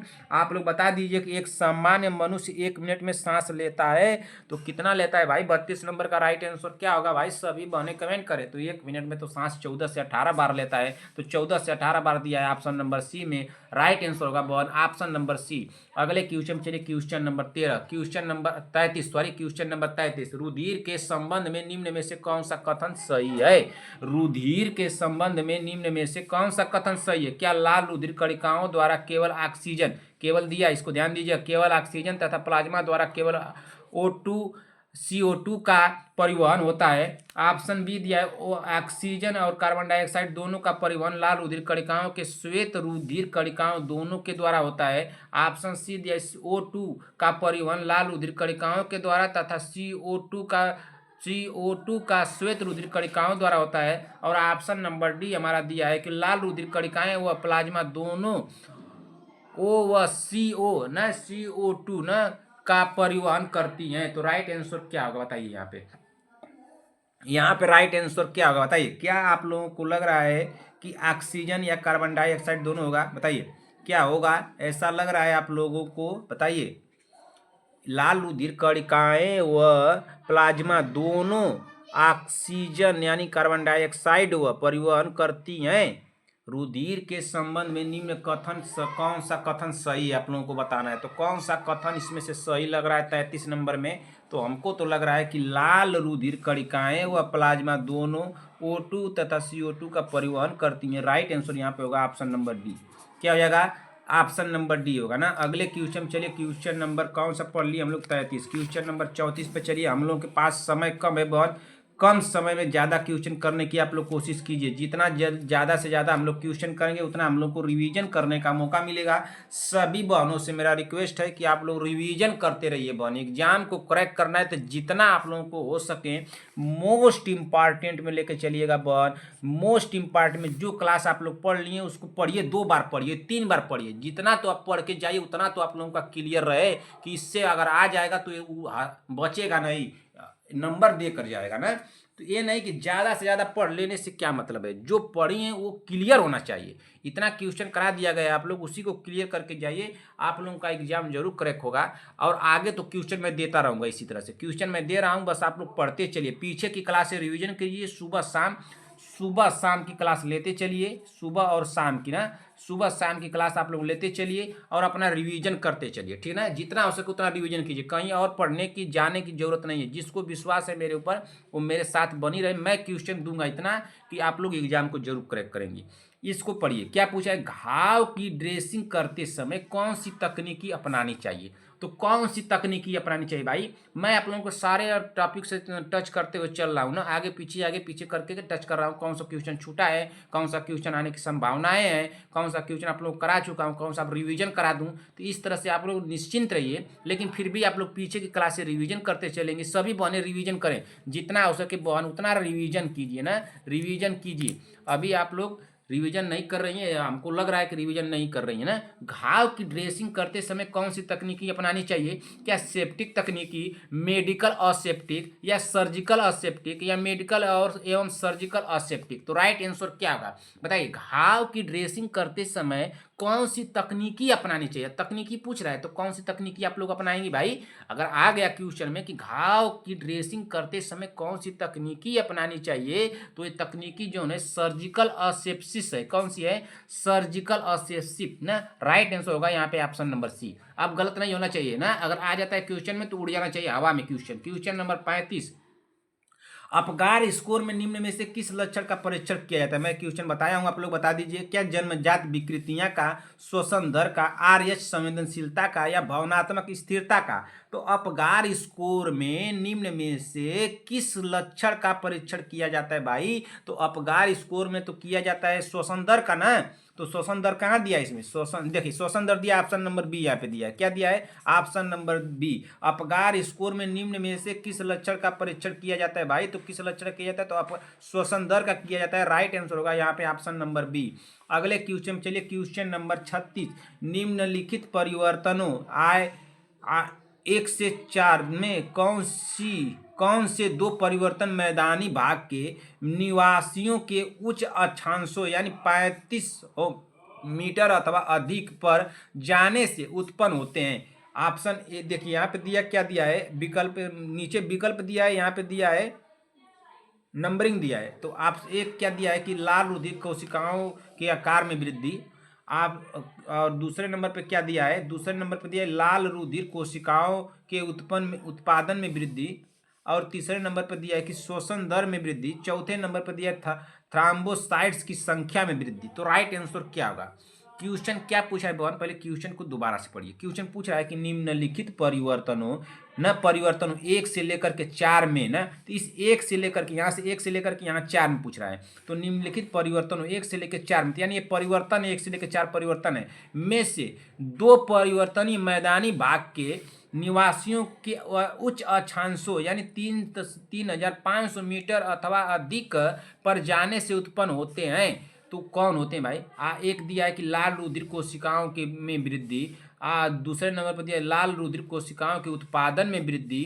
तीसरे नंबर पर दिया है शोषण दर में वृद्धि। चौथे नंबर पर दिया थ्राम्बोसाइट्स की संख्या में वृद्धि। तो इसमें से दो कौन सा ऐसा ऑप्शन है जो सही होगा? बताइए क्या होगा इसमें से दो, जो ऑप्शन है वो सही हो जाएगा 36 नंबर का। तो आप लोग कमेंट कीजिए। देखिए इसमें हो जाएगा, देखिए लाल रुधिर कोशिकाओं के आकार में वृद्धि तो नहीं होगा, आकार में वृद्धि नहीं होगा। लाल रुधिर कोशिकाओं के उत्पादन में वृद्धि हो जाएगा, ये सही होगा। और एक कहते हैं शोषण दर में कमी, शोषण दर में वृद्धि। तो शोषण दर में तो हमको लग रहा है कि शोषण दर में वृद्धि होगा कि थ्राम्बोसाइट की संख्या में वृद्धि होगा। बताइए शोषण दर में वृद्धि होगा कि थ्राम्बोसाइट की संख्या में वृद्धि होगा? भाई शांति बाजपेयी, ये क्वेश्चन आप लोगों को आपके करने लायक है। शांति बाजपेयी के लायक करने लायक है, सीमा देवी जी, विभा जी के और संगीता पटेल जी। संगीता पटेल जी बहन इसको बताइए तो इसका राइट आंसर क्या हो सकता है? यहाँ पे देखिए क्या शोषण दर में वृद्धि होगा कि थ्राम्बोसाइट की संख्या में वृद्धि होगा? हमको तो लग रहा है बहन कि यहाँ पे क्या हो जाएगा भाई, यहाँ पे तो लग रहा है कि थ्राम्बोसाइट की संख्या में वृद्धि नहीं होगा ना, श्वसन दर में वृद्धि हो जाएगा ना, श्वसन दर में वृद्धि होगा। तो 2 और 3 सही हो रहे हैं। तो 2 और 3 इसमें कहाँ दिया है? देखिए 2 यहाँ पे दिया है और 3 यहाँ पे दिया, तो यही हमारा राइट आंसर हो जाएगा ना। ऑप्शन नंबर यहाँ पे ए होगा। ठीक, क्या हो जाएगा? Option number A. कंफ्यूज तो नहीं हुआ संगीता पटेल जी बहन? कंफ्यूज नहीं होना चाहिए बहन। अब आप इस क्वेश्चन में कंफ्यूज हो जाएंगे तब तो दिक्कत वाली बात है। शांति बाजपेयी जी बहन हमको बताइए, शांति बाजपेयी जी बहन आप बताएंगे हमको कि आपका ये क्वेश्चन सही हुआ है गलत हुआ? 36 नंबर क्वेश्चन का कमेंट कीजिए। सीमा देवी जी बहन आप कमेंट कीजिए। और कौन है भाई? सीमा देवी जी बहन 36 नंबर क्वेश्चन को बताइए। और कौन है भाई? एक चंद्रकला देवी जी हमारी बहन है। चंद्रकला देवी जी बहन खूब मेहनत कीजिए बहन, बहुत मेहनत करना है आपको। अपना स्कोर नहीं बताइए, बहुत समझ लीजिए कि आप बहुत गलती कर रही हैं। अपना स्कोर क्यों नहीं बताइए? स्कोर अपना बताइए चंद्रकला देवी जी बहन। स्कोर क्यों नहीं बताती हैं? आपको क्या दिक्कत है कि स्कोर बताने में? स्कोर टाइप कर देती कि सर 100 क्वेश्चन में मेरे 80 क्वेश्चन सही हुए, 75 क्वेश्चन सही हुए, 60 क्वेश्चन सही हुए। आप बताती क्यों नहीं है? क्या दिक्कत है बहन? एक बात को आपको 5 बार कहना पड़ता है। आप लोग इतने दिनों से मैं कर रहा था, आज मैं देखा हूँ, नोटिस किया हूँ। एक है हमारे शांति बाजपेयी जी बहन, इनको मैं अपने क्लास की सबसे अच्छी बहन मानता हूँ। ये अच्छी बहन मान लो, सभी बहनें हमारी अच्छी है, लेकिन ये हर एक काम अच्छे तरह से करती थी। जो मैं बोलता था उतना करती थी, जितना पूछता था उतना बताती थी, हर एक होमवर्क का जवाब देती थी। लेकिन इनको मैं कई बार से देख रहा हूँ, नोटिस कर रहा हूँ कि बहन अपना स्कोर बताइए। तो ये 10 दिनों के बाद तकरीबन ये बताई अपना स्कोर कि मेरा सर 80-100 में कितने सही हुए थे। इनके 100 में बताई थी कि सर मेरे 100 में 86 नंबर आए थे। इतना एक कितने दिनों की बात बताइए ना। ये ऐसी गलती मत किया कीजिए बहन, ऐसा नहीं कर चलेगा ना। आप लोग, आप ही लोगों के लिए मैं पूछता हूँ ना। आप लोग अपना स्कोर बताती हैं, उस स्कोर के हिसाब से समझती हैं आप लोग कि बहुत सर को बहुत उससे प्रॉफिट हो रहा है, बहुत लाभ हो रहा है। ऐसा कुछ बात नहीं है। मेरे कहने का मतलब ये रहता है बहन, आप लोगों का समय 1 मिनट लेना चाहूँगा। यहीं पर जल्दी से मैं समय तो लेता नहीं हूँ आप लोग को मैराथन में, लेकिन समय लेना चाहूँगा कि अगर आप बताएंगे कि सर मेरे इतने सही हुए हैं, कोई बता देगा सर मेरे 70 सही हुए हैं, कोई बताएगा कि मेरे सर 80 सही हुए हैं, कोई बताएगा मेरे सर 82 सही हुए हैं। अगर इस तरह से आप लोग बताएंगे तो मैं अनुमान लगाता हूँ कि कौन किस तरह के क्वेश्चन आप लोग कर ले रही हैं। तो उस तरह के क्वेश्चन हमको देना ही नहीं है, उससे थोड़ा टफ देंगे या ईजी देंगे, यानी कि किस तरह के क्वेश्चन आप लोग को तैयार हो चुके हैं। तो तो आप लोग बताएंगी तब होगा बहन, नहीं बताएंगे तो इसमें आप लोग का घाटा होगा। मैं बार बार कहता हूँ कि आप ही लोग का घाटा होगा। मैं जैसा होगा वैसा क्वेश्चन बना के देता रहूँगा, लेकिन आप लोग बताएंगे तो मैं भी तो क्वेश्चन बैठ करके 2-2 4-4 घंटे लिखता हूँ, उसके बाद जाके टाइप करवाता हूँ। तो आप लोग बताएंगे तो उसी हिसाब से आप ही लोगों की तैयारी होगी ना, इस बात को ध्यान दीजिएगा। अपना स्कोर सभी लोग बताया करें।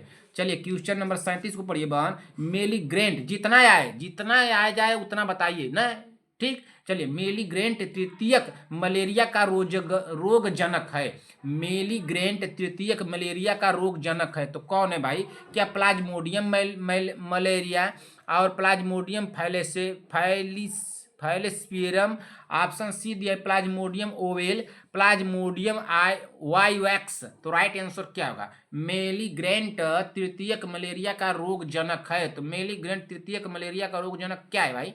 37 नंबर का राइट आंसर क्या होगा यहाँ पे भाई? जल्दी से आप लोग कमेंट कीजिए। तो इसमें तो होगा प्लाज्मोडियम था ना, प्लाज्मोडियम फैलेस्पियरम था ना। आप लोगों को कभी बताया हूँ प्लाज्मोडियम फैलेस्पियरम?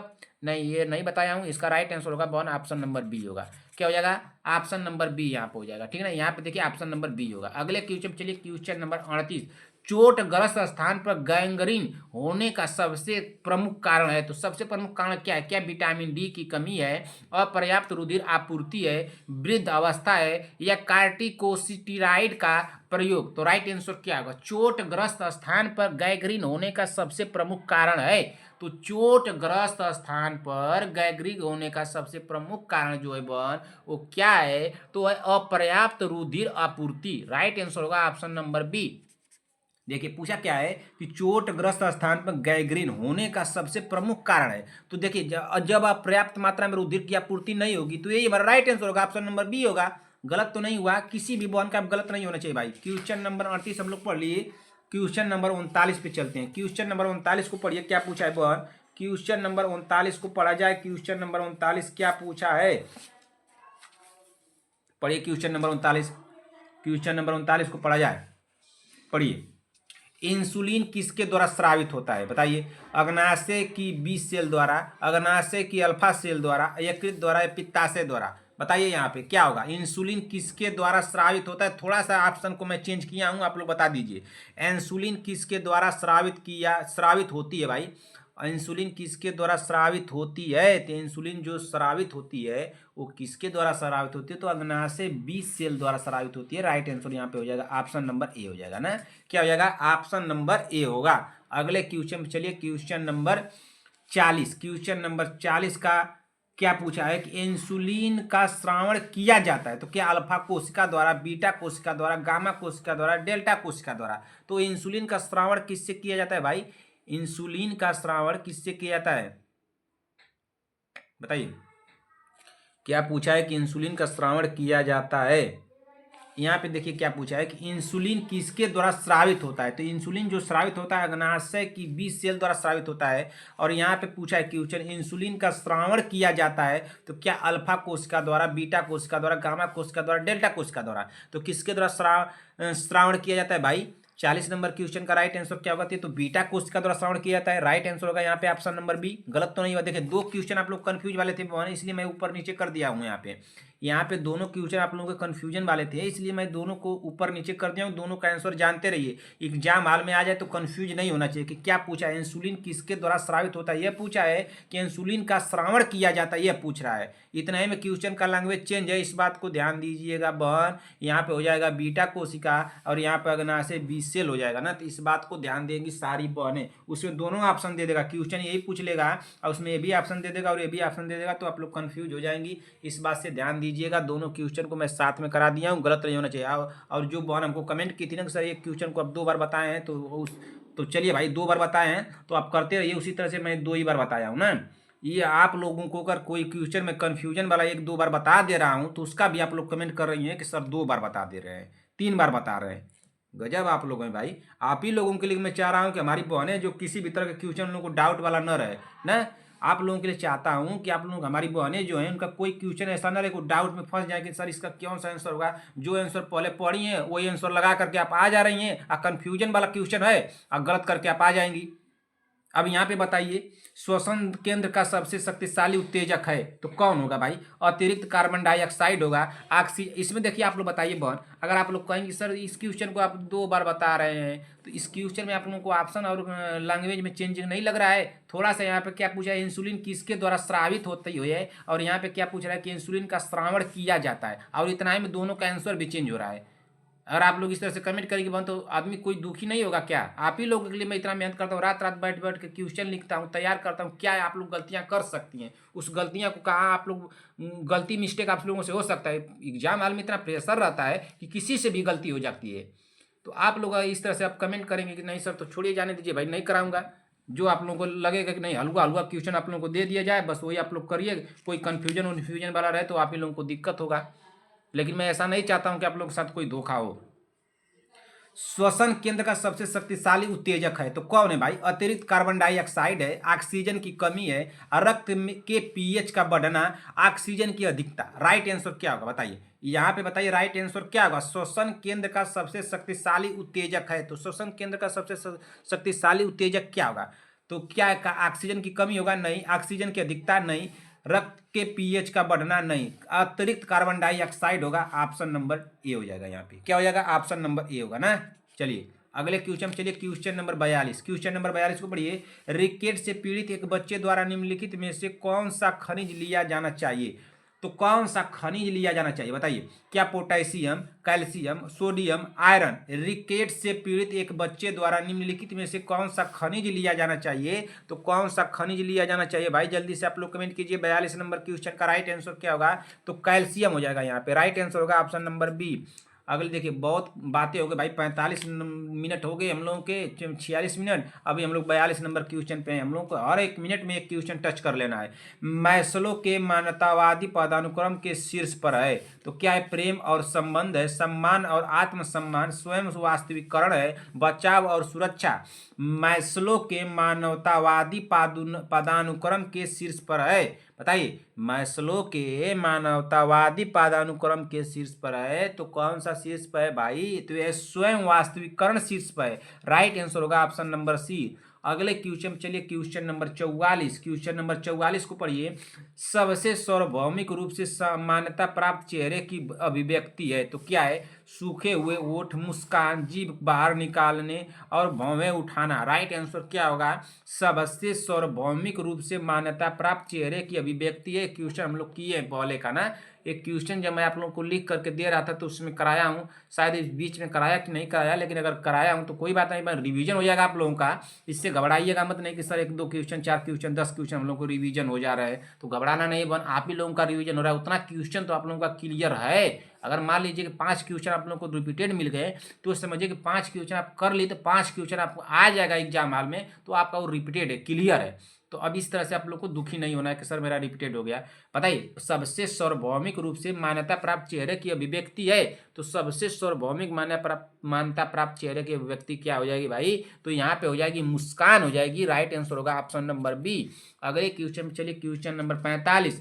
गलसुआ मम्पस एक वायरल रोग है जो सूजन पैदा करता है तो क्या कर्णपुड़ ग्रंथि में, अधोजीवा ग्रंथि में, अधोजंभ ग्रंथि में या अवांछी ग्रंथि में? तो किसका इसका राइट आंसर क्या होगा भाई? गलसुआ मम्पस एक वायरल रोग है जो सूजन पैदा करता है तो क्या सूजन पैदा करता है भाई? 45 नंबर का तो कर्णपुड़ ग्रंथि हो जाएगा। राइट आंसर होगा ऑप्शन नंबर ए। अगले क्वेश्चन, चलिए क्वेश्चन नंबर 45 हो गया। क्वेश्चन नंबर 46 पे चलते हैं। क्वेश्चन नंबर 46, क्वेश्चन नंबर 46 क्या दिया है? क्वेश्चन नंबर 46 ना, क्वेश्चन नंबर 46 को पढ़ा जाए। डेंगू बुखार में मानव शरीर में निम्नलिखित में से किसकी कमी हो जाती है? तो किसकी कमी हो जाती है भाई? तो क्या प्लेटलेट्स की, हीमोग्लोबिन की, शर्करा की या जल की? तो डेंगू बुखार में मानव शरीर में निम्नलिखित में से किसकी कमी हो जाती है? तो डेंगू बुखार में मानव शरीर में तो प्लेटलेट्स की कमी हो जाती है। राइट आंसर हो जाएगा ऑप्शन नंबर ए। बताइए क्या हो जाएगा? ऑप्शन नंबर ए होगा ना। प्लेटलेट्स की संख्या कितनी होती है कमेंट कीजिए आप लोग। 46 नंबर का। 47 नंबर को बताइए। MRI निम्नलिखित में से क्या है? क्या मैग्नेटिक रिकॉर्ड ऑफ इंटेस्टाइन्स है या मैग्नेटिक रिकॉर्डिंग ऑफ इन्वेस्टिगेंस है या मैग्नेटिक रेजोनेंस इमेजिंग है या मैग्नेटिक रेजोनेंस इन इंटेस्टाइन्स है। तो राइट आंसर क्या होगा? MRI निम्नलिखित में से क्या है? तो MRI जो है निम्नलिखित में से मैग्नेटिक रेजोनेंस इमेजिंग है ना। क्या है? Magnetic resonance imaging. Option number यहाँ पे सी होगा। गलत तो नहीं हुआ, गलत नहीं होना चाहिए बॉन। अगले क्वेश्चन चलिए, क्वेश्चन नंबर 48। MMR का टीका कौन सी बीमारी को रोकने के लिए लगाया जाता है? गलत नहीं होना चाहिए किसी भी बॉन का। क्या मेल न्यूट्रिशन मलेरिया रूबेला के लिए, मीजल्स मम्पस रूबेला के लिए, मलेरिया मम्पस रेबीज के लिए, मीजल्स मम्पस या रेबीज के लिए? राइट आंसर क्या हो जाएगा? जल्दी से जल्दी आप लोग कमेंट कर दिए तो भाई जल्द से जल्द कमेंट करें, क्या होगा राइट आंसर? 48 नंबर क्वेश्चन क्या पूछा है बहन? क्वेश्चन को दोबारा से पढ़िए। MMR का टीका कौन सी बीमारी ना, MMR का टीका है उसको कौन सी बीमारी के रोकने के लिए लगाया जाता है भाई? तो कौन सी बीमारी को रोकने के लिए लगाया जाता है बताइए? क्या मलेरिया, देखिए न्यूट्रिशन तो नहीं होगा, मेजल्स हो जाएगा, यहाँ पे भी मेजल्स है, मम्पस है, रूबेला होगा कि रेबीज होगा? आप बताइए, रूबेला होगा कि रेबीज होगा? अब आप लोग बी और डी में बताइए। यहाँ पे देखिए मेजल्स और मम्पस दोनों दिया है, लेकिन यहाँ पे रूबेला और रेबीज दिया है, तो रूबेला लगा दिया जाए या रेबीज लगा दिया जाए? सभी बहने कमेंट कर दें। 48 नंबर क्वेश्चन का भाई यार यहाँ पे रूबेला होगा ना। ऑप्शन नंबर क्या होगा बहन? ऑप्शन नंबर बी होगा, इसलिए मैं रेबीज भी वहां पर रखा था। अगले क्वेश्चन चलिए, क्वेश्चन नंबर 49। क्वेश्चन नंबर 49 को पढ़िए। प्रसव पूर्व देखभाल बच्चे की देखभाल, पोषण, परिवार नियोजन, व्यायाम आदि संबंधित है। तो क्या प्राथमिक देखभाल से, द्वितीयक देखभाल से, तृतीयक देखभाल से, या इनमें से कोई नहीं? तो प्रसव पूर्व देखभाल बच्चे की देखभाल, पोषण, परिवार नियोजन, व्यायाम आदि संबंधित है। तो किससे संबंधित है भाई? तो यह संबंधित है प्राथमिक देखभाल से। राइट आंसर होगा यहाँ पे ऑप्शन नंबर ए। अगले क्वेश्चन पे चलिए, क्वेश्चन नंबर 50। निम्न में से कौन सा विटामिन जल में घुलनशील है? तो जल में घुलनशील विटामिन कौन सा है? विटामिन ए, विटामिन के, विटामिन सी, विटामिन डी। निम्न में से कौन सा विटामिन जल में घुलनशील है? तो जल में घुलनशील विटामिन कौन सा है भाई?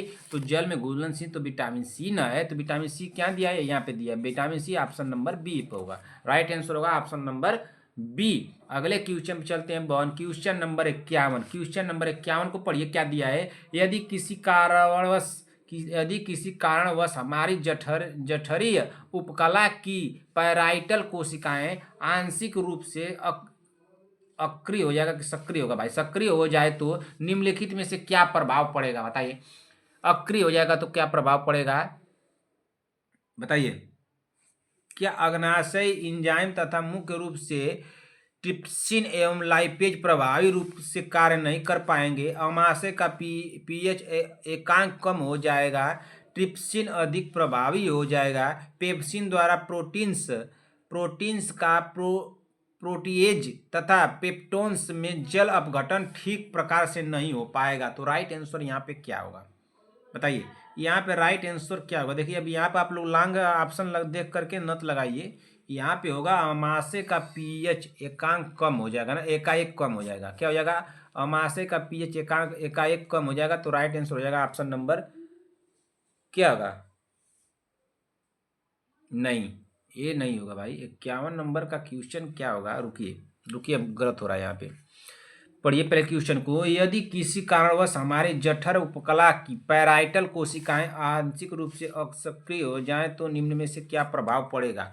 तो क्या प्रभाव पड़ेगा? तो देखिए यहाँ पे तो हमको लग रहा है बहन कि ऑप्शन नंबर क्या हो सकता है। देखिए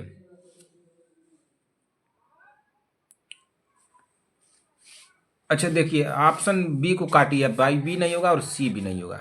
ठीक, ऑप्शन ए लगाया जाए कि ऑप्शन डी लगाया जाए? अब बताइए, आप लोग बताइए कि ऑप्शन ए लगा दिया जाए कि ऑप्शन डी लगा दिया? अग्नाशी एंजाइम तथा मुख्य रूप से ट्रिप्सिन एवं लाइपेज प्रभावी रूप से कार्य नहीं कर पाएंगे। पेप्सिन द्वारा प्रोटीन्स का प्रोटीएज द्वारा पेप्सिन, ऑप्शन नंबर डी होगा यहाँ पे ना बहन। क्या हो जाएगा? ऑप्शन नंबर डी होगा। ठीक, ऑप्शन नंबर पेप्सिन द्वारा प्रोटीन्स का प्रोटीएज तथा प्रोटोन्स में जल अपघटन ठीक प्रकार से नहीं हो पाएगा। राइट आंसर होगा ऑप्शन नंबर डी। ठीक ना, ऑप्शन नंबर डी यहाँ पे होगा। 51 नंबर का डी होगा, कंफ्यूज मत होइएगा। चलिए अगले क्वेश्चन चलते हैं, क्वेश्चन नंबर 52। क्वेश्चन नंबर 52 को पढ़िए।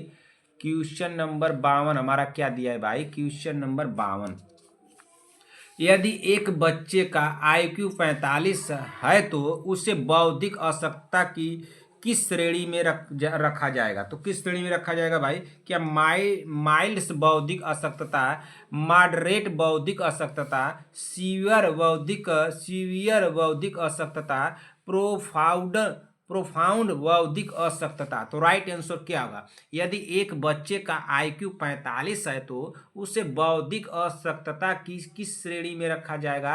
तो किस श्रेणी में उसको रखा जाएगा भाई? तो उसको रखा जाएगा मॉडरेट बौद्धिक अशक्तता में। राइट आंसर होगा यहाँ पे ऑप्शन नंबर बी। अगले क्वेश्चन चलिए, क्वेश्चन नंबर 53। क्वेश्चन नंबर 53 को पढ़िए, क्या दिया है? क्वेश्चन नंबर 53 हमारा दिया है कि यदि एक व्यक्ति का हृदय 1 मिनट में 72 बार धड़कता है तथा उसका स्ट्रोक आयतन 50 मिली है तो उसकी हृदय क्षमता बताइए। तो हृदय क्षमता कितनी होगी भाई? उसकी हृदय क्षमता कितनी होगी बताइए।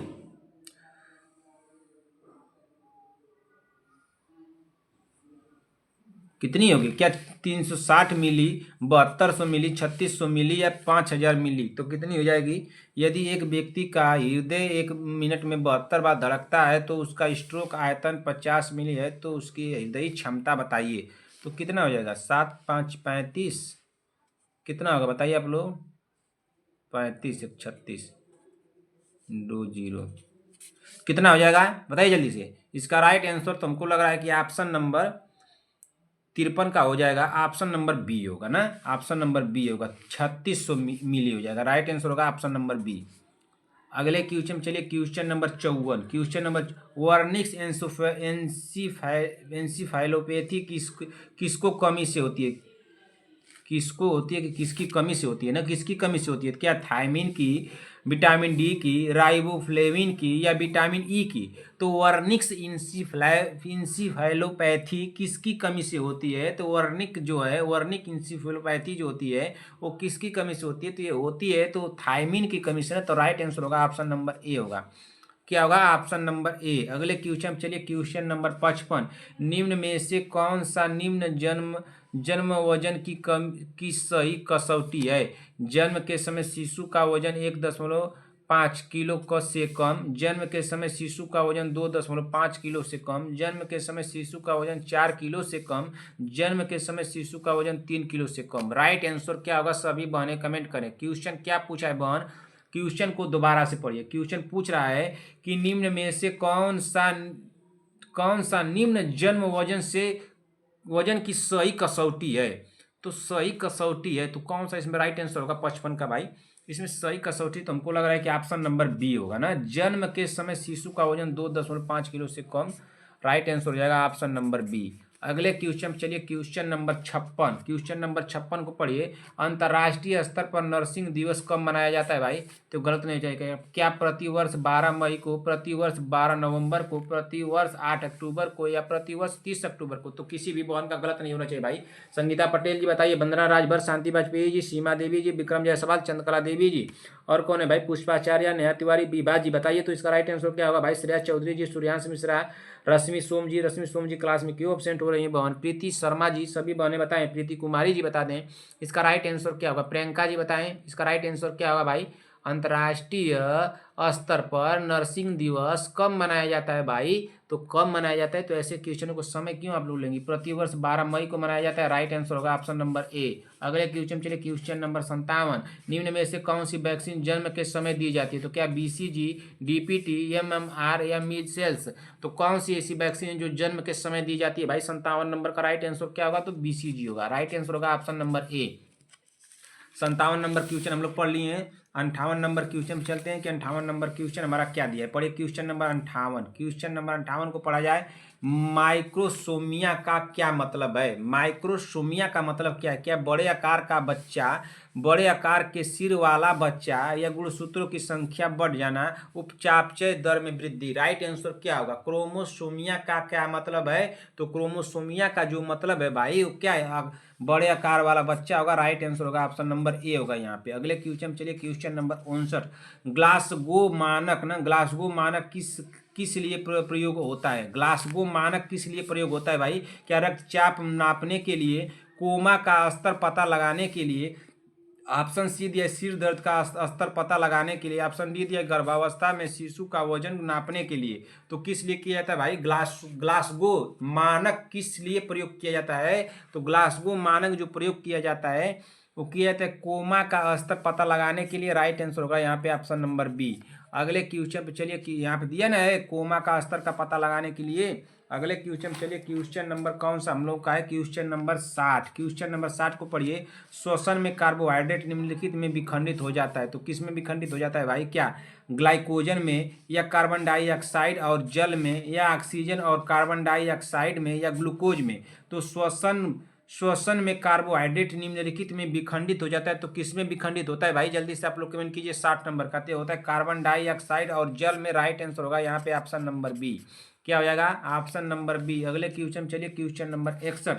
किसके दौरान कॉपर 1 का विपरीत संकेत होता है? तो किसके दौरान होता है? गर्भावस्था के दौरान, श्रोणि में संक्रमण के दौरान, हृदय रोग दौरान, अन्य विकल्पों में सभी। राइट आंसर क्या होगा? किसके दौरान कॉपर 1 का विपरीत संकेत होता है? तो किसके दौरान होता है भाई? बताइए जल्दी से। किसके दौरान होता है? गर्भावस्था के दौरान भी होगा, श्रोणि में संक्रमण के दौरान भी हो जाएगा, हृदय रोग के दौरान भी हो जाएगा। तो ये सभी ऑप्शन सही हो जाएंगे। ऑप्शन नंबर डी होगा। क्या हो जाएगा? Option number D. अगले क्वेश्चन चलिए, क्वेश्चन नंबर 62। मानव स्पाइनल कॉलम में हड्डियों से बनी होती है। क्या 32, 42, 44, 53? राइट आंसर क्या होगा? मानव स्पाइनल कॉलम हड्डियों से बनी होती है। तो इसमें राइट आंसर क्या हो जाएगा? 62 नंबर का। तो 62 नंबर का राइट आंसर होगा 32 होगा। ऑप्शन नंबर ए हो जाएगा। क्या हो जाएगा? Option number A. अगले क्वेश्चन चलिए, क्वेश्चन नंबर 63। मानव के रक्त का पीएच मान होता है तो कितना होता है? 74, 7 से कम, 7। क्या दिया? 74 कैसे होगा ना? 7.4 होगा यहाँ पे। क्या हो जाएगा? 7.4 होगा। मानव के रक्त का पीएच मान सामान्य पीएच होता है तो कितना होता है? 7.4 होता है। यहाँ पे राइट आंसर हो जाएगा ऑप्शन नंबर ए। क्या होगा? ये हम देखिए गलत टाइप राइट कर दिए थे राइटर साहब। तो मानव के रक्त का पीएच सामान्य पीएच होता है तो 7.4 होता है। तो सभी लोगों को पता है। राइट आंसर हुआ है ऑप्शन नंबर ए। अगले नंबर पे चलते हैं। 64 नंबर क्वेश्चन को पढ़िए। 64 नंबर क्वेश्चन क्या पूछा है? अधिक समय तक जब किसी व्यक्ति में रक्तस्राव रुकता नहीं तो इसका कारण निम्नलिखित में से किसी एक में दोष होता है? अधिक समय तक जब किसी व्यक्ति में रक्तस्राव ब्लडिंग नहीं रुकता नहीं तो इसका कारण निम्नलिखित में से किसी एक में दोष होता है। तो किसी एक में दोष होता है भाई? बताइए किस एक में दोष होता है? सभी बहनें कमेंट करें जल्दी से। क्या आरबीसी में, क्या रुधिर प्लाज्मा में, बिम्बाणु में, या कलशिका कोशिका में? तो किस में होगा भाई? तो 64 नंबर क्वेश्चन का राइट आंसर होगा बिम्बाणु हो जाएगा। राइट आंसर होगा ऑप्शन नंबर सी। अगले क्वेश्चन पे चलिए। क्वेश्चन नंबर 64 हो गया। क्वेश्चन नंबर 65 पर चलते हैं। चलिए क्वेश्चन नंबर 65 देखिए क्या दिया है भाई। 64 क्वेश्चन नंबर। अगला क्वेश्चन चलते हैं। अगला क्वेश्चन पढ़िए। क्वेश्चन नंबर क्या दिया है देखते हैं। चलिए अगले क्वेश्चन पढ़िए। वह अंग जिसमें मूत्र केंद्रीय तंत्रिका तंत्र द्वारा ऐच्छिक संकेत दिए जाने तक संग्रहित रहता है तो कौन है भाई? मूत्रवाहिनी है, मूत्राशय है, मूत्रमार्ग है, या इनमें से कोई नहीं? राइट आंसर क्या होगा भाई? सभी बहनें कमेंट करें। क्वेश्चन नंबर डाल के कमेंट कीजिए। वह अंग जिसमें मूत्र केंद्रीय तंत्रिका तंत्र द्वारा ऐच्छिक संकेत दिए जाने तक संग्रहित रहते हैं तो कौन संग्रहित रहते हैं? बताइए कौन संग्रहित रहते हैं भाई? तो संग्रहित रहते हैं मूत्राशय। राइट आंसर हो जाएगा ऑप्शन नंबर बी। क्या हो जाएगा? Option number B. अगले क्वेश्चन चलिए। Question number 67। क्वेश्चन नंबर 67 को पढ़िए। क्या दिया है कि टीकाकरण एक उदाहरण है? तो क्या सामूहिक इम्यूनिटी का है, ये कृत्रिम सक्रिय इम्यूनिटी का, या कृत्रिम निष्क्रिय इम्यूनिटी का, या प्राकृतिक निष्क्रिय इम्यूनिटी का? तो टीकाकरण एक उदाहरण है। तो टीकाकरण किसका उदाहरण है भाई? बताइए जल्दी से। टीकाकरण एक उदाहरण है तो टीकाकरण किसका उदाहरण है भाई? 67 नंबर क्वेश्चन का राइट आंसर क्या हो जाएगा? आप लोग बता दीजिए। तो एक उदाहरण है तो कृत्रिम सक्रिय इम्यूनिटी का है। किसका? कृत्रिम सक्रिय इम्यूनिटी का राइट आंसर होगा यहाँ पे ऑप्शन नंबर बी हो जाएगा। क्या हो जाएगा? Option number B. अगले क्वेश्चन चलिए बहन। Question number 68। नर्सिंग कर्मचारियों के मूल्यांकन के दौरान सर्वाधिक महत्व दिए जाने वाला बिंदु? तो सर्वाधिक महत्व दिए जाने वाला बिंदु कौन सा है? रोगी की देखभाल, स्वास्थ्य एवं स्वच्छता, अन्य सहकर्मियों के साथ आपसी तालमेल, अपने व्यवसाय के प्रति समर्पण। राइट आंसर क्या होगा? सभी बहने कमेंट करें। नर्सिंग कर्मचारियों के मूल्यांकन के दौरान सर्वाधिक महत्व दिए जाने वाला बिंदु है, तो सर्वाधिक महत्व दिए जाने वाला बिंदु कौन सा है? तो रोगी की देखभाल होगा। राइट आंसर होगा ऑप्शन नंबर ए। अगले क्वेश्चन चलिए, क्वेश्चन नंबर 69। निम्नलिखित में से कौन सा मानसिक रोग के द्वितीयक बचाव का एक हिस्सा नहीं है? नहीं दिया है। निम्नलिखित में से कौन सा मानसिक रोग के द्वितीयक बचाव का एक हिस्सा नहीं है? तो द्वितीयक बचाव का हिस्सा नहीं पूछा क्या? संकट स्थिरीकरण, स्क्रीनिंग, पूर्वाभास या जल्दी पता लगाना। राइट आंसर क्या होगा भाई? 69 नंबर क्वेश्चन का, तो 69 नंबर का राइट आंसर हो जाएगा पूर्वाभास होगा। ऑप्शन नंबर सी यहाँ पर राइट आंसर होगा। अगले क्वेश्चन चलिए, question number 70।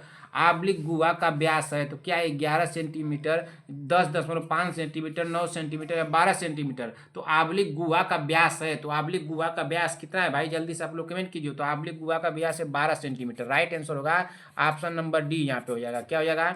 Option number D 12 centimetre है। आब्लिक गुहा का व्यास कितना है? तो 12 सेंटीमीटर। 71 number question. आशा स्वास्थ्य कार्यकर्ता से संबंधित असत्य कथन, असत्य पूछा है तो क्या? महिला प्रतिरक्षित गाइड, एक गांव के लिए 1000 आबादी के लिए एक महिला अशिक्षित गाइड। राइट आंसर क्या होगा? आशा स्वास्थ्य कार्यकर्ता से संबंधित असत्य कथन। आशा स्वास्थ्य कार्यकर्ता से संबंधित असत्य कथन इसमें बताइए, तो इसमें असत्य कथन कौन सा हो जाएगा? राइट आंसर हो जाएगा महिला अशिक्षित गाइड। क्या हो जाएगा? महिला अशिक्षित गाइड। राइट आंसर होगा ऑप्शन नंबर डी होगा। क्या होगा? Option number D. अगले क्वेश्चन चलिए, क्वेश्चन नंबर 72 पे चलते हैं। क्वेश्चन नंबर 72 को पढ़ा जाए। क्या पूछा है भाई? क्वेश्चन नंबर 72 बहुत जल्द से जल्द आप लोग खत्म कीजिए क्लास को। सेफेली की पहचान होती है जब सिर का परिमाप निम्नलिखित में से कम होता है। माइक्रोसेफेली की पहचान होती है जब सिर का परिमाप निम्नलिखित से कम होता है। क्या? 2 मानक विचलन से, 4 मानक विचलन, 3 मानक विचलन या 1 मानक विचलन। राइट आंसर क्या होगा भाई? 72 नंबर का सभी बहने कमेंट कर दें। 72 नंबर क्वेश्चन का राइट आंसर क्या हो जाएगा? तो 72 नंबर का हो जाएगा 2 मानक विचलन। राइट आंसर होगा ऑप्शन नंबर ए। अगले क्वेश्चन चलिए, क्वेश्चन नंबर 73। पैथोजनक कहलाते हैं तो क्या कहलाते हैं? सूक्ष्म जीव जो रोग उत्पन्न करते हैं, सूक्ष्म जीव जो जानवरों में पाए जाते हैं, सूक्ष्म जीव जो लाभदायक होते हैं, सूक्ष्म जीव जो पौधों में उपस्थित होते हैं, तो पैथोजन कहलाते हैं। तो पैथोजन क्या कहलाते हैं भाई? 73 नंबर का सभी बहने कमेंट करें। तो पैथोजन जो कहलाते हैं सूक्ष्म जीव जो रोग उत्पन्न करते हैं। राइट आंसर होगा ऑप्शन नंबर ए। अगले क्वेश्चन चलिए, क्वेश्चन नंबर 74। अल्फा कीरेटिन एक प्रोटीन है जो कि में पाया जाता है, तो किस में पाया जाता है? ऊन में, अंडा में, रुधिर में, त्वचा में। तो अल्फा कीरेटिन एक प्रोटीन है जो कि किस में पाया जाता है? अल्फा कीरेटिन एक प्रोटीन है, किस में पाया जाता है भाई? 74 नंबर का राइट आंसर क्या होगा? तो किस में पाया जाता है? तो ऊन में पाया जाता है। राइट आंसर होगा ऑप्शन नंबर ए।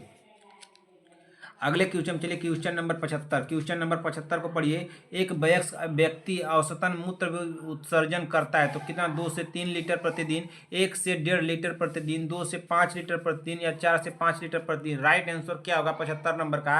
एक वयस्क व्यक्ति औसतन मूत्र उत्सर्जित करता है तो कितना उत्सर्जित करता है भाई? कितना उत्सर्जित करता है? तो 1 से 1.5 लीटर प्रतिदिन करता है। राइट आंसर यहाँ पे होगा ऑप्शन नंबर बी।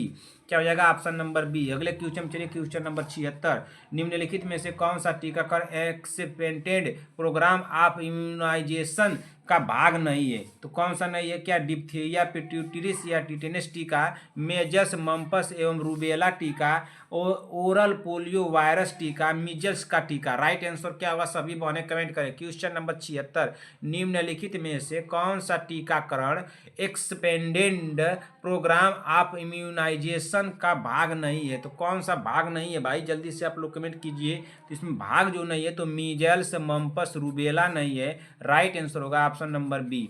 अगले क्वेश्चन चलिए, क्वेश्चन नंबर 77। निम्न में से किसे छोड़कर सभी पेरिफेरल स्तर के हेल्थ वर्कर है? तो कौन है पेरिफेरल स्तर के हेल्थ वर्कर कौन है? निम्न में से किसे छोड़कर सभी पेरिफेरल स्तर के हेल्थ वर्कर हैं? क्या? ग्राम हेल्थ गाइड, आंगनबाड़ी वर्कर, ग्राम सेवक या स्थानीय दवाई। राइट आंसर क्या हो जाएगा 77 नंबर का? तो इसमें हो जाएगा इसमें क्या हो जाएगा बताइए? आंगनबाड़ी का वर्कर होगा या ग्राम सेवक होगा? 77 नंबर में तो हमको लग रहा है कि ऑप्शन नंबर बी हो जाएगा, ग्राम सेवक हो जाएगा। राइट आंसर होगा ऑप्शन नंबर बी। अगले क्वेश्चन चलिए, क्वेश्चन नंबर 77 के बाद क्वेश्चन नंबर 78 पे चलते हैं। क्वेश्चन नंबर 78 क्या दिया है भाई, पढ़िए क्वेश्चन नंबर 78 को।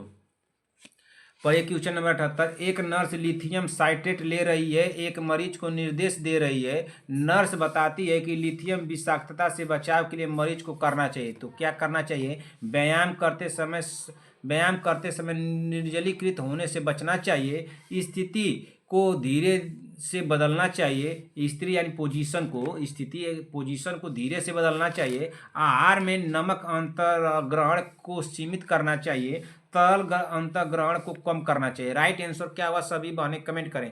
एक नर्स लिथियम साइट्रेट ले रहे एक मरीज को ना, एक नर्स लिथियम साइट्रेट ले रहे एक मरीज को निर्देश दे रही है। नर्स बताती है कि लिथियम विषाक्तता से बचाव के लिए मरीज को करना चाहिए। तो मरीज को क्या करना चाहिए भाई, तो व्यायाम करते समय निर्जलीकृत होने से बचना चाहिए। राइट आंसर होगा यहाँ पे ऑप्शन नंबर ए। अगले क्वेश्चन चलिए, क्वेश्चन नंबर 79। क्वेश्चन नंबर 79 को पढ़िए।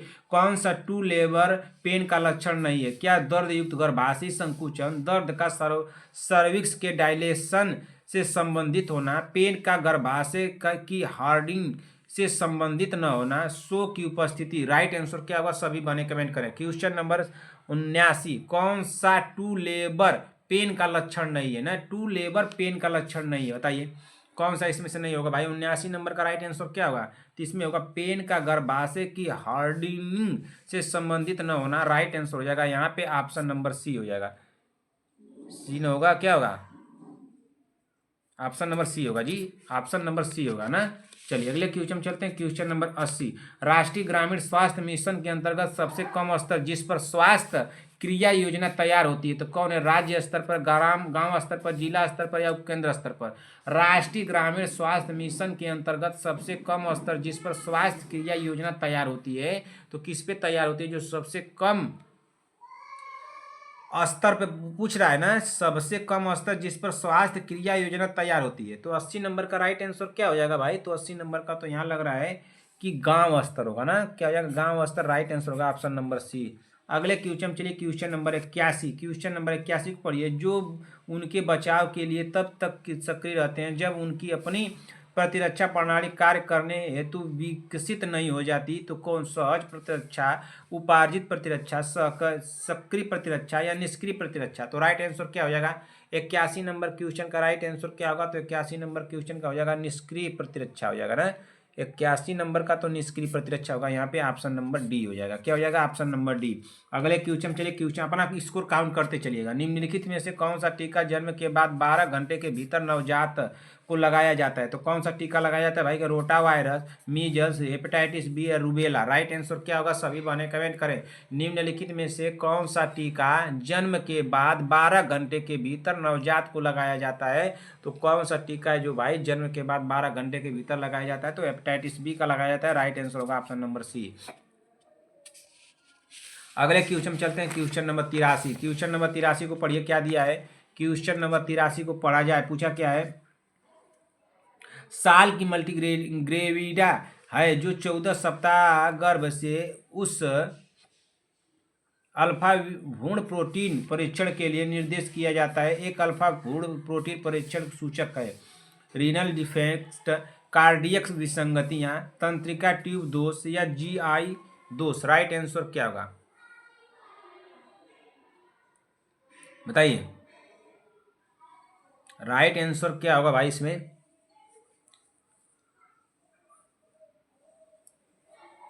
क्या रीनल डिफेक्ट होगा या कार्डियक विसंगतियां होगी या तंत्रिका ट्यूब दोष होगा।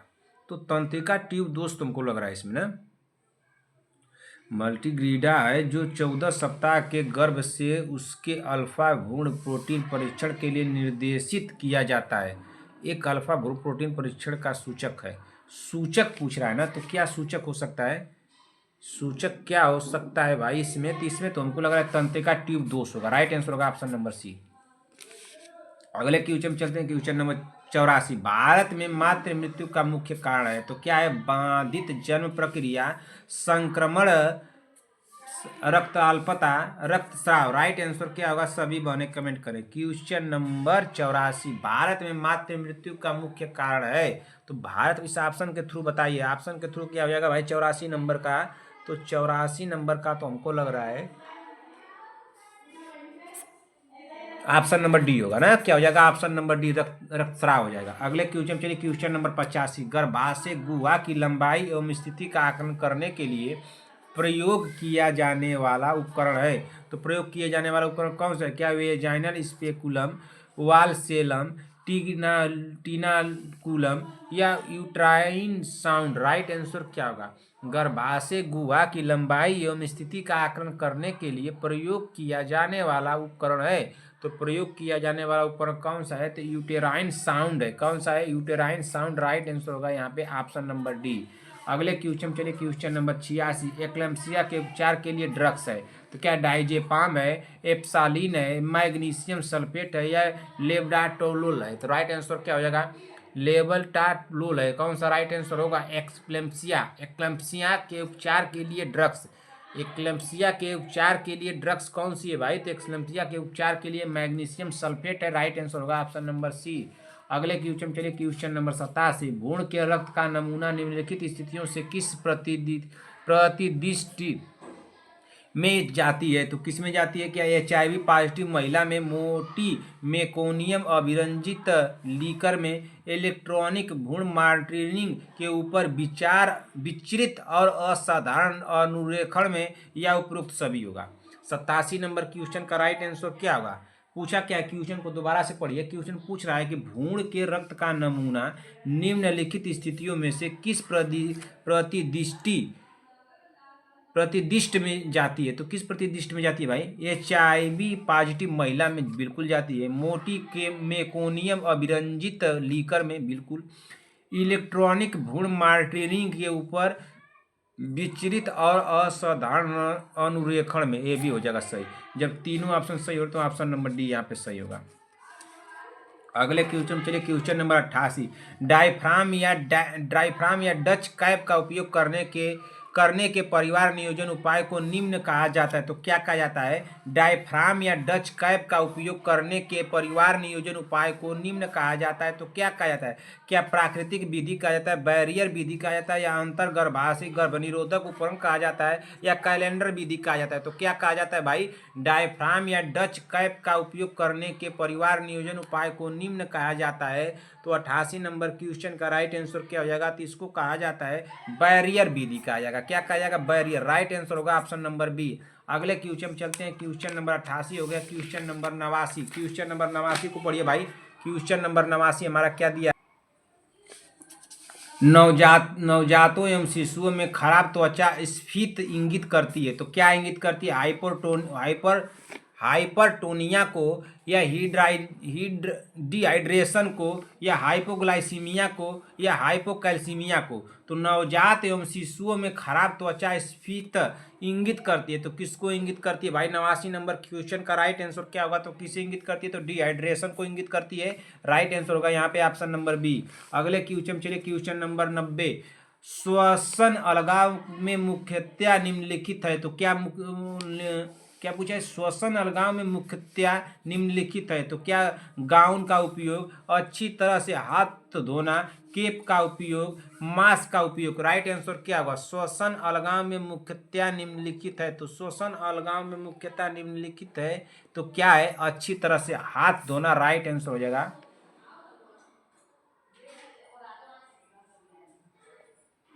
क्या होगा? ऑप्शन नंबर बी होगा।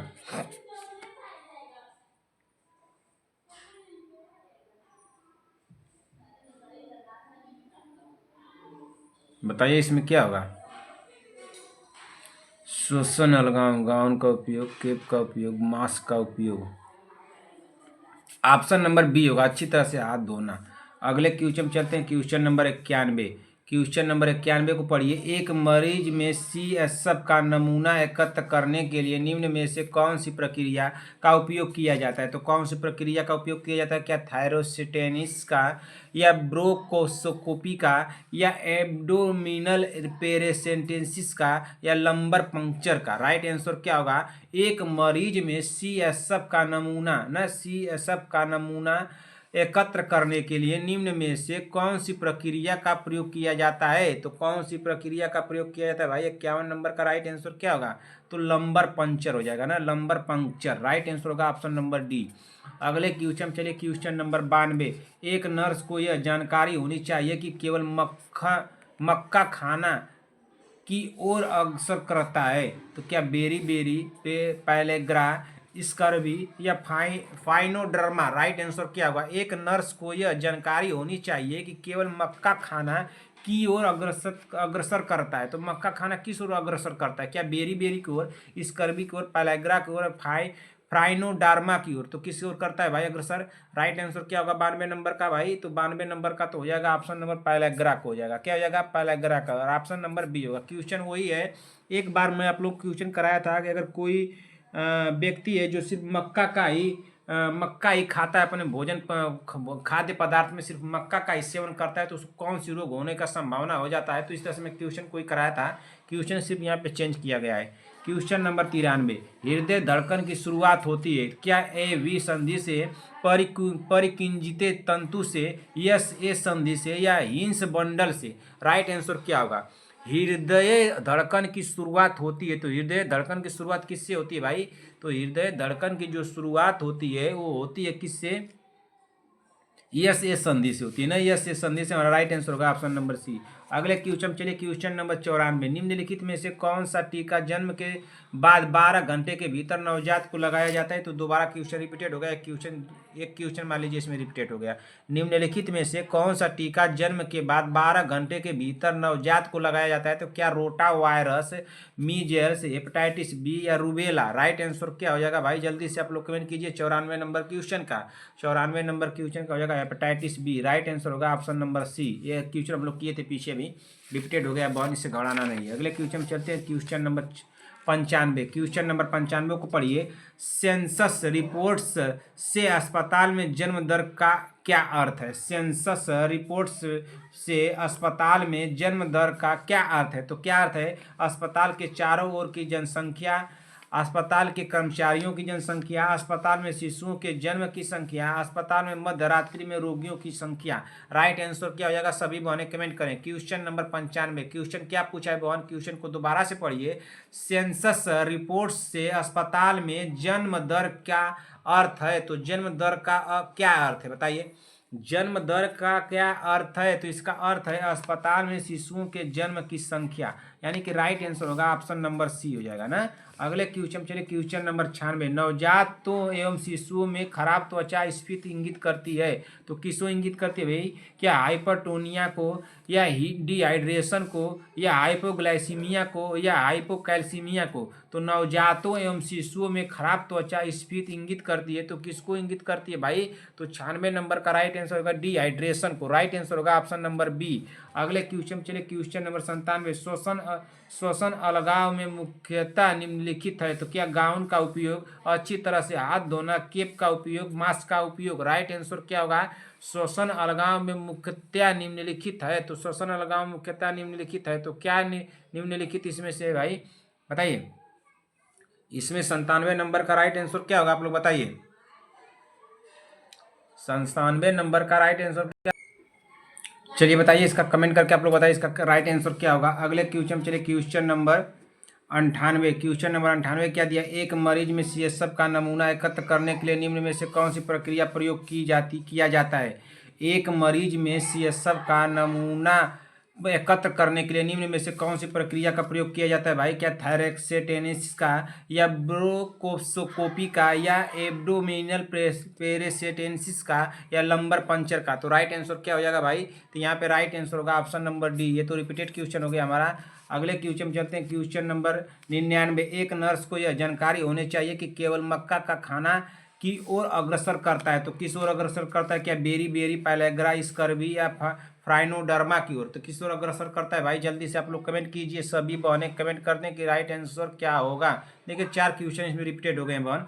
एक नर्स यह जानकारी होनी चाहिए कि केवल मक्का खाना ही खाना की ओर अग्रसर करता है। तो किस ओर अग्रसर करता है भाई? क्या बेरी बेरी की ओर अग्रसर करता है, या पैलेग्रा की ओर, या स्कर्वी की ओर, या फ्राइनोडर्मा की ओर? तो किस ओर अग्रसर करता है? अभी हम लोग विषय किए हैं, इसका राइट आंसर हो जाएगा ऑप्शन नंबर बी, पैलेग्रा की ओर। राइट आंसर हो जाएगा ऑप्शन नंबर बी। अगले क्वेश्चन में चलते हैं, क्वेश्चन नंबर 100 यानी क्वेश्चन नंबर 100। सिटवेन जॉनसन ना, सिटवेन जॉनसन सिंड्रोम की जटिलताओं में शामिल है। तो क्या शामिल है? अनुपचारित सिसेप्सी, या केरोटोकाइनिटिव वाइटिस। ऑप्शन 3 दिया है तीसरे नंबर पर कि कंजक्टिवल रिटेक्शन। ऑप्शन 4 दिया है कि कर्नियल घाव। राइट आंसर क्या होगा? क्वेश्चन क्या पूछा है बहन? क्वेश्चन को दोबारा से पढ़िए। क्वेश्चन पूछ रहा है कि स्टीवेन जॉनसन सिंड्रोम की जटिलताओं में शामिल है। स्टीवेन जॉनसन सिंड्रोम की जटिलताओं में शामिल है। तो स्टीवेन जॉनसन सिंड्रोम की जटिलताओं में क्या शामिल है? क्या अनुपचारित सेप्सी, या केराटोकाइनिजिक्टिवाइटिस। तीसरे नंबर पर दिया है कंजक्टिवल रिटेक्शन। आप चौथे नंबर पर दिया कार्नियल घाव। तो इसमें राइट आंसर क्या होगा आप लोग बता दीजिए। अब नीचे कुट भी दिया है, इस कुट में बताना है कि यहाँ पे ए होगा, बी होगा, सी होगा, डी होगा, या 1 2 3 होगा, या 2 3 4 होगा, 1 3 4 होगा, 1 2 3 4 सभी हो जाएगा। इसमें राइट आंसर क्या होगा बताइए आप लोग। तो 100वें नंबर क्वेश्चन का राइट आंसर इसमें क्या होगा? तो पूछा क्या है क्वेश्चन? क्वेश्चन पूछ रहा है बहन कि स्टीवेन जॉनसन सिंड्रोम की जटिलताओं में शामिल है। तो स्टीवेन जॉनसन की जटिलताओं में शामिल क्या है? तो देखिए इसमें तो एक पहले कार्नियल घाव भी शामिल है। ठीक, कार्नियल घाव शामिल है। तो इसका मतलब यह हुआ कि जिसमें कार्नियल घाव रहेगा ना, जिसमें कार्नियल घाव यानी जिसमें ऑप्शन नंबर 4 रहेगा वो सही होगा। तो इसमें ऑप्शन नंबर 4 कहाँ दिया है? देखिए यहाँ पे एक में नहीं दिया, तो इसको काट दीजिए, नहीं होगा। इसमें दिया है बी में 4 दिया, ये हो सकता है। इसमें दिया ये भी हो सकता है, इसमें भी दिया ये भी हो सकता है। अब यह मेथड हम लोग का काम नहीं किया। तो इसमें क्या होता है कि आप लोग जानिए कि इसमें अनुपचारित सेप्सी नहीं होगा। ये तो होगा, कार्नियल घाव तो होगा, चौथे नंबर पर होगा, लेकिन क्या नहीं होगा इसको आप पकड़िए। तो अनुपचारित सेप्सिस नहीं होगा। तो अनुपचारित सेप्सिस कैसे नंबर पर दिया है? तो पहले नंबर पर दिया है। तो जिसमें पहला नंबर दिया रहेगा, जिसमें 1 नंबर दिया रहेगा वो नहीं होगा। तो देखिए ऑप्शन नंबर ए में दिया 1, तो ये नहीं होगा। ऑप्शन नंबर सी में दिया 1, तो ये भी नहीं होगा। ऑप्शन नंबर डी में दिया 1, तो ये भी नहीं होगा। अब बच क्या रहे? ऑप्शन नंबर बी 2 3 4, यानी कि इसमें से 2 3 4 ये तीनों सही हो जाएंगे, एक वाला नहीं होगा। ऑप्शन नंबर बी यहाँ पे राइट आंसर होगा। ठीक, क्लियर हुआ? पूछा क्या है बहन कि स्टीवेन जॉनसन सिंड्रोम की जटिलताओं में शामिल है। तो इसमें जो जटिलताओं में इसके शामिल, तो कार्नियल घाव तो शामिल होगा कि नहीं शामिल होगा? क्लियर है कि कार्नियल घाव शामिल होगा। तो कार्नियल घाव इसमें से पहले चेक कर लीजिए। इसी तरह से एग्जाम में में कीजिएगा। देखिए पहले नंबर पे इसमें 3 दे दिया लेकिन 4 नहीं दिया, तो इसको काट दीजिए। इसमें 4 दिया ये भी होगा, इसमें 4 दिया ये भी होगा, इसमें 4 दिया ये भी होगा। जब ये तीनों ऑप्शन सही हो रहे, किसी हो सकता है, तो कौन सा आप देखिए, अब देखा जाए कि कौन सा नहीं रहेगा इस ऑप्शन में। तो अनुपचारित सेप्सिस, तो अनुपचारित सेप्सिस जिसमें दिया रहेगा वो नहीं होगा। तो पहले नंबर पर दिया 1, तो 1 जिसमें रहेगा जिस ऑप्शन में वो नहीं होगा। तो 1 दिया ए में, तो ये नहीं होगा। 1 दिया सी में, तो ये भी नहीं होगा। 1 दिया डी में, तो ये भी नहीं होगा। अब बच क्या रहे? ऑप्शन नंबर बी, तो ये हमारा राइट आंसर होगा। गलत तो नहीं हुआ। संगीता पटेल जी, प्रियंका साहनी जी, विभा जी, सीमा देवी जी, पुष्पाचार्य, नेहा तिवारी, नीतू कुमारी, रद्या पंडित, कनिका चौहान, साक्षी यादव, सभी बहने बताएं। गलत तो नहीं हुआ आप लोगों का? गलत नहीं होना चाहिए बहन। अब क्वेश्चन आप लोगों के गलत नहीं होने चाहिए। चलिए हम लोग कितने समय में 1 घंटे 26 मिनट में 100 क्वेश्चन क्लियर कर लिए। 1 घंटे 26 यानी 1 घंटे 25 मिनट, मान के चलिए 1 घंटे 25 मिनट में 100 क्वेश्चन हम लोग पढ़ लिए बहन। यहीं पर क्लास को समाप्त किया जाता है। ठीक है, क्लास को समाप्त किया जाता है। कुछ बातें सुन लीजिए, उसके बाद चले जाइएगा। 1 से लेकर के 100 क्वेश्चन में बहन कोई भी आप लोगों को डाउट हो, 2-4 क्वेश्चन रिपीटेड हो गए थे तो उससे घबराना नहीं है। तो 1 से लेकर के 100 क्वेश्चन में कितने 2-4 क्वेश्चन रिपीटेड हो गए हैं तो उससे घबराना नहीं है किसी भी बहन को। ठीक ना? 1 से लेकर के 100 क्वेश्चन में बहन कोई भी डाउट हो कमेंट करके हमसे पूछिएगा। 100 में सभी बहने आप लोगों का स्कोर कितना गया है इसको बताना मत भूलिएगा। सभी बहने अपना स्कोर जरूर बताएंगी। 100 में आप लोगों के स्कोर कितना गया है इसको जरूर बताइएगा कि आप लोगों के स्कोर कितना गया है बहन ना। ठीक ना? इसको जरूर बताइएगा। इस चैनल पर जितने भी हमारे भाई बहन आए हुए हैं, चैनल को आप लोग ईमानदारी से सब्सक्राइब कर लीजिए। जब तक कि आप लोगों का एग्जाम नहीं होता तब तक के लिए सब्सक्राइब कीजिए, उसके बाद अनसब्सक्राइब मार दीजिएगा, मुझे कोई दिक्कत नहीं। ठीक ना? क्लास अगर आप लोगों को अच्छी लगी हो तो एक लाइक कीजिएगा और अपने दोस्तों में भाई बहनों में इसको शेयर भी कीजिएगा। ठीक ना? जो पढ़ने लिखने वाले लोग हैं, अगर अच्छी लगी हो तो, अगर अच्छी नहीं लगी तो कोई दिक्कत नहीं। एक बात हो गई यहाँ पे। एक बात और उनसे कहना था, बीबाजी बहन, बीबाजी बहन आप हमको बताइए कि आपके स्कोर कितने आए हैं? आपकी स्कोर 80 आए हैं। 80 और 82 से आपके स्कोर ऊपर नहीं जा रहे हैं। 80 और 82 से स्कोर नहीं जा रहे हैं। और कौन है भाई, हमारी एक बहन है शांति वाजपेयी जी, शांति वाजपेयी जी बहन, शांति वाजपेयी जी ना, शांति वाजपेयी जी बहन, ये हमको बता दीजिए आप कि क्या आपके स्कोर जो है आज के स्कोर में 86 नंबर आए थे। 86 से काम नहीं चलेगा, इस बात को ध्यान दीजिए। 86 को 2 दिन के अंदर 3 दिन के अंदर क्या करेंगी, नहीं करेंगी, कितना मेहनत करेंगी, इसको 90 लेकर जाइए। 90 स्कोर आपका जाना चाहिए, ठीक ना। 90 प्लस लेकर के स्कूल अब चलिए आप। इसको हम 2 दिन में आपका स्कोर देखेंगे, 2 दिन के अंदर अपना स्कोर बताते रहिए। 2 दिन में आपका 90 प्लस स्कोर होना चाहिए, ठीक। बीबाजी बहन, आपके 80 नंबर से नहीं काम चलेगा भाई, इसको 80 प्लस कीजिए, 90 तक लेकर जाइए। 90 तक 2-3 दिन के अंदर लेकर जाइए। जितने भी क्लासें रिवीजन कीजिए जितना हो सके।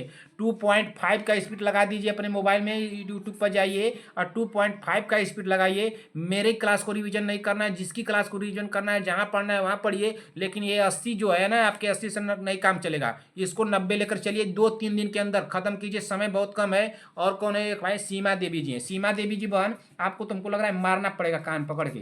सीमा देवी जी बहन, आप हमको बताइए, क्या 82 से आपके स्कोर तो ऊपर नहीं जा रहे हैं? 82 से स्कोर आपके ऊपर क्यों नहीं जा रहे हैं? 82 में 8 जोड़ने की और जरूरत है, 8 जोड़िए और 90 इसको कीजिए। 90 से काम चलेगा, इससे नीचे काम नहीं चलेगा। एग्जाम हॉल में जाने से पहले आप लोगों का स्कोर 90 प्लस रहना चाहिए। और एग्जाम हॉल में जाने का तो बात ही छोड़िए, आप लोग को 2-3 दिन के अंदर ये 90 हमको स्कोर चाहिए। आप लोग क्या करेंगी, कितना मेहनत करेंगी, कैसे पढ़ाई करेंगी, हमको नहीं पता।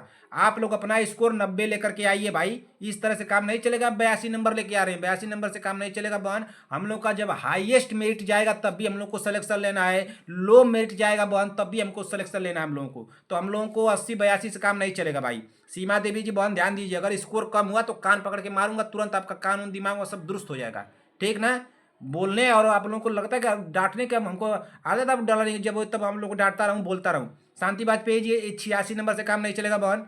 86 नंबर से आपका काम नहीं चलेगा। क्या करेंगी, कैसे मेहनत करेंगी, कैसे पढ़ाई करेंगी, आप समझिए। रात को रात में समझिए, दिन को दिन में समझिए। ये 86 नंबर को 2 दिन के अंदर 90 पहुंचा दीजिए। और कौन है, बीबाजी। बीबाजी बहन है, 80 नंबर से काम नहीं चलेगा बहन। जब पीछे बहुत पीछे आप आए, पीछे बहुत है, 80 को 90 लीजिए, 10 नंबर से पीछे चल रही है। 90 नंबर जाना चाहिए बहन। ये मत खुश होइए कि हमारा 80 नंबर आ रहा है, हम बहुत खुश हैं। हम जो बता रहे हैं वो स्कोर रहना चाहिए। उससे नीचे किसी भी बहन का स्कोर हुआ तो कान पकड़ के ना मारूंगा आप लोगों को तुरंत। कानून सब दिमाग में दुरुस्त हो जाएगा, समझ लीजिए आप लोग। किसी ने अगर किसी का 90 से कम स्कोर आया, सीमा देवी जी 82 नंबर लेके आ रही हैं, आपको क्या बताऊं, मारूं क्या करके, मोबाइल में निकल के मार दूं? आए बताओ भाई, आप लेके आ रहे हैं 82 नंबर, मोबाइल में से निकल के आपको मारूंगा। अब लग रहा है कि आप मार खाएंगे हमारी। 82 नंबर से किसी भी बहन का, देखिए बहन, कोई बहन गुस्सा ना हो हमसे। बहन, हम लोगों को, हमारा कहने का मतलब ये है आप लोगों से कि मैं ये कहना चाहता हूँ बहन कि किसी भी बहन का 86 आया है तो उसको 90 करे जल्दी से जल्द। जिसका 82 आ रहा है वो भी 90 करे भाई। और जिसका कितना 80 आया है वो भी 90 करे। 90 प्लस आप लोग स्कोर लेकर चलिए इस समय। 2-3 दिन के अंदर खूब मेहनत कीजिए, पीछे की क्लास से रिवीजन कीजिए। 1 से 1.5 घंटे में मैं आप लोगों को 100 क्वेश्चन दे रहा हूँ, तो इसको रिवीजन 2.5 जब एक बार आप लोग पढ़ लिए तो 2.5 का स्पीड लगाइए, इसको रिवीजन कीजिए खटाखट खटाखट, जितना होगा उतना जल्दी जल्दी भाई, जितना जल्द से जल्द हो सके इसको सब रिवीजन करते रहिए आप लोग। पीछे की क्लास में बार बार क्यों चिल्ला रहा हूँ कि रिवीजन कीजिए, कम समय में 100 क्वेश्चन मिल रहे हैं तो इसको रिवीजन करने के लिए मिल रहे हैं। इस तरह से नहीं कि आप लोग छोड़ देंगे हवा में करने के लिए, कर लिए पढ़ लिए, कॉपी किताब बंद, मोबाइल सोबाइल सब बंद।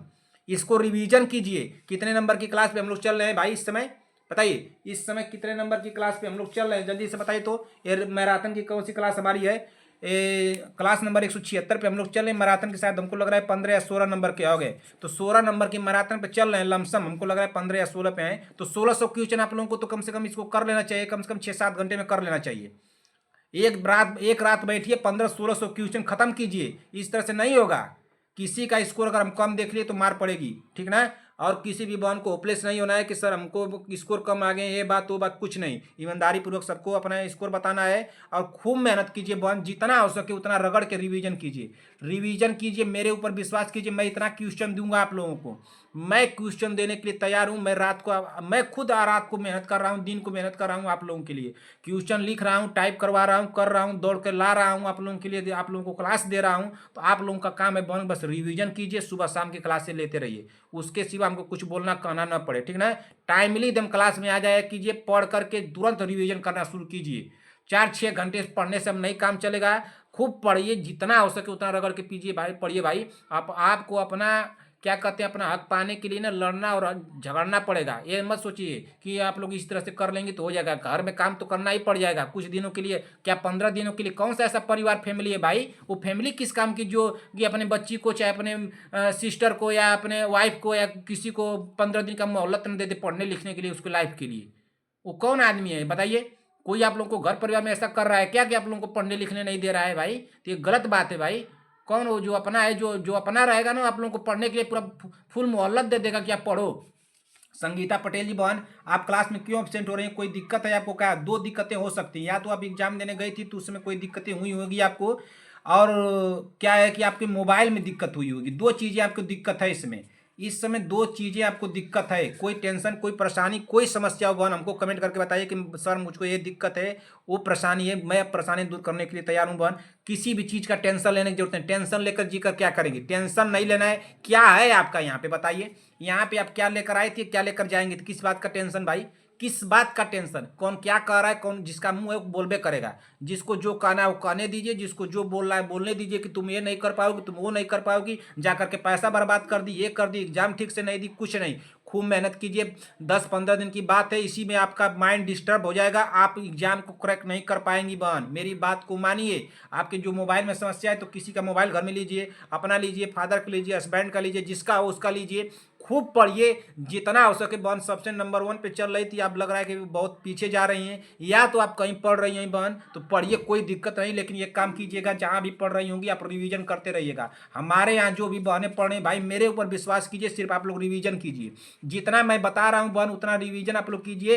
एग्जाम को तो हम लोग खरीद कर लेकर आएंगे उधर से, जाए ना, एग्जाम को ले करके आएंगे। आप लोग एग्जाम में जाइएगा, कहेंगे कि हाँ तो सर क्वेश्चन कराए थे। मैं क्वेश्चन दूंगा, आप लोग मेरे ऊपर विश्वास कीजिए। 100-200 क्वेश्चन दे रहा हूँ। इसको 30 तारीख 31 तारीख तक, 31 दिसंबर तक इसको खत्म करने की पीछे की क्लासें रिवीजन करके कोशिश कीजिए। हो सकता है आप लोगों को ज्यादा क्वेश्चन मिलने की संभावना है आगे, इस बात को ध्यान दीजिएगा। तो इसलिए भाई अपने पीछे की रिवीजन को करते रहिए। मैराथन की क्लासें 100 क्वेश्चन को 2.5 की स्पीड लगा दीजिए ना, 2.25 की स्पीड पर लगाइए, खूब रिवीजन कीजिए। जो पढ़ नहीं आप लोग रिवीजन कीजिए, इससे ज्यादा कुछ नहीं कहूंगा बहन, ठीक है ना। चलिए, और आप लोगों से क्या कहना था बहन, यहीं पे मैं अब क्लास को समाप्त कर रहा हूँ बहन, ठीक ना। क्लास को समाप्त कर रहा हूँ, क्लास बहुत लंबी हो गई। अगर बहन आप लोगों को हमारी क्लास अच्छी लगी हो तो एक लाइक कीजिएगा, और अपने दोस्तों में, भाई बहनों में इतना तो कर दीजिएगा मेरे लिए कि इसको शेयर कर दीजिएगा। इतना काम कर दीजिएगा कि इसको शेयर कर दीजिएगा, ठीक ना। इतना ही आप लोगों से करने के लिए कहता हूँ। जो भी बहन हमारे चैनल पर पहली बार आए, चैनल को बहन आप सब्सक्राइब कर लीजिए जब तक कि आपका एग्जाम नहीं हो जाता है बहन। जैसे ही एग्जाम हो जाएगा बहन, एग्जाम हॉल में जाने से पहले या एग्जाम हॉल में से निकलने के बाद तुरंत अनसब्सक्राइब मार दीजिएगा, मुझे कोई दिक्कत नहीं। मैं आप लोगों के लिए बोलता हूँ कि आप लोग सब्सक्राइब कर लेंगे तो इसका नोटिफिकेशन आप लोग के पास जाएगा, और आप लोग मेरी क्लास को पढ़ लेंगे और देख लेंगे, ठीक। और आप लोगों से क्या करना था, अपना स्कोर सभी बहनें बताएंगी, सभी बहनें अपना स्कोर जरूर बताएंगी। आप लोगों के 100 में स्कोर कितने गए, कोई भी डाउट होगा कमेंट करके पूछेंगी बहन। और क्या कहना था आप लोगों का कि जो जितने भी बहनें का स्कोर कम आया है, 90 आना चाहिए। शांति वाजपेयी जी बहन ध्यान दीजिए, कान पकड़ के मार देंगे, कान उखाड़ लेंगे, काट लेंगे, समझ लीजिए, बिना कान का कर देंगे आपको। और बीबा जी बहन 90 से कम नहीं होना चाहिए। शांति वाजपेयी जी, सीमा देवी जी, सभी बहन, और संगीता पटेल जी बहन, आप क्यों इतना उपलब्ध होती हैं भाई? और बताइए वो कौन है भाई? चंद्रकला देवी जी बहन अपना स्कोर क्यों नहीं बताती हैं? चंद्रकला देवी जी बहन अपना स्कोर बताया कि ये ऐसा नहीं चलेगा भाई। चंद्रकला देवी जी अपना स्कोर बताइए। रश्मि सोम जी अपना स्कोर बताइए। रश्मि सोम जी अपना स्कोर बताइए। आप अपना स्कोर क्यों नहीं बताती हैं? सारे बहनें अपना स्कोर बताया करें भाई। जो बहनें अपना स्कोर बताती हैं, मैं उन्हीं लोगों का नाम याद है, जो नहीं बताती हैं कैसे मैं नाम याद करूंगा बताइए। इससे किसी बहन को नाराजगी जताने की जरूरत नहीं है। चलिए बहन, अब मैं क्लास को समाप्त करता हूँ ना। जो कुछ भी होगा आप लोग कमेंट करके हमको बताइएगा। टाइमली क्लास में पढ़ते रहिए, रिवीजन करते रहिए, जो भी दिक्कतें हो हमको बताइए। चलिए बहन, इसी के साथ क्लास को समाप्त किया जाता है। आप सभी लोगों को बहन मेरी तरफ से ढेर सारा प्यार, और आपके माता पिता को मेरी तरफ से प्रणाम कहिएगा। क्या बहनों, अपने माता पिता को मेरी तरफ से प्रणाम कहिएगा जरूर से। सभी बहनें कहेंगी मेरी तरफ से अपने माता पिता को प्रणाम। इसी मिलते हैं बहन ऐसी अगली क्लास में, तब तक के लिए जय हिंद, जय भारत।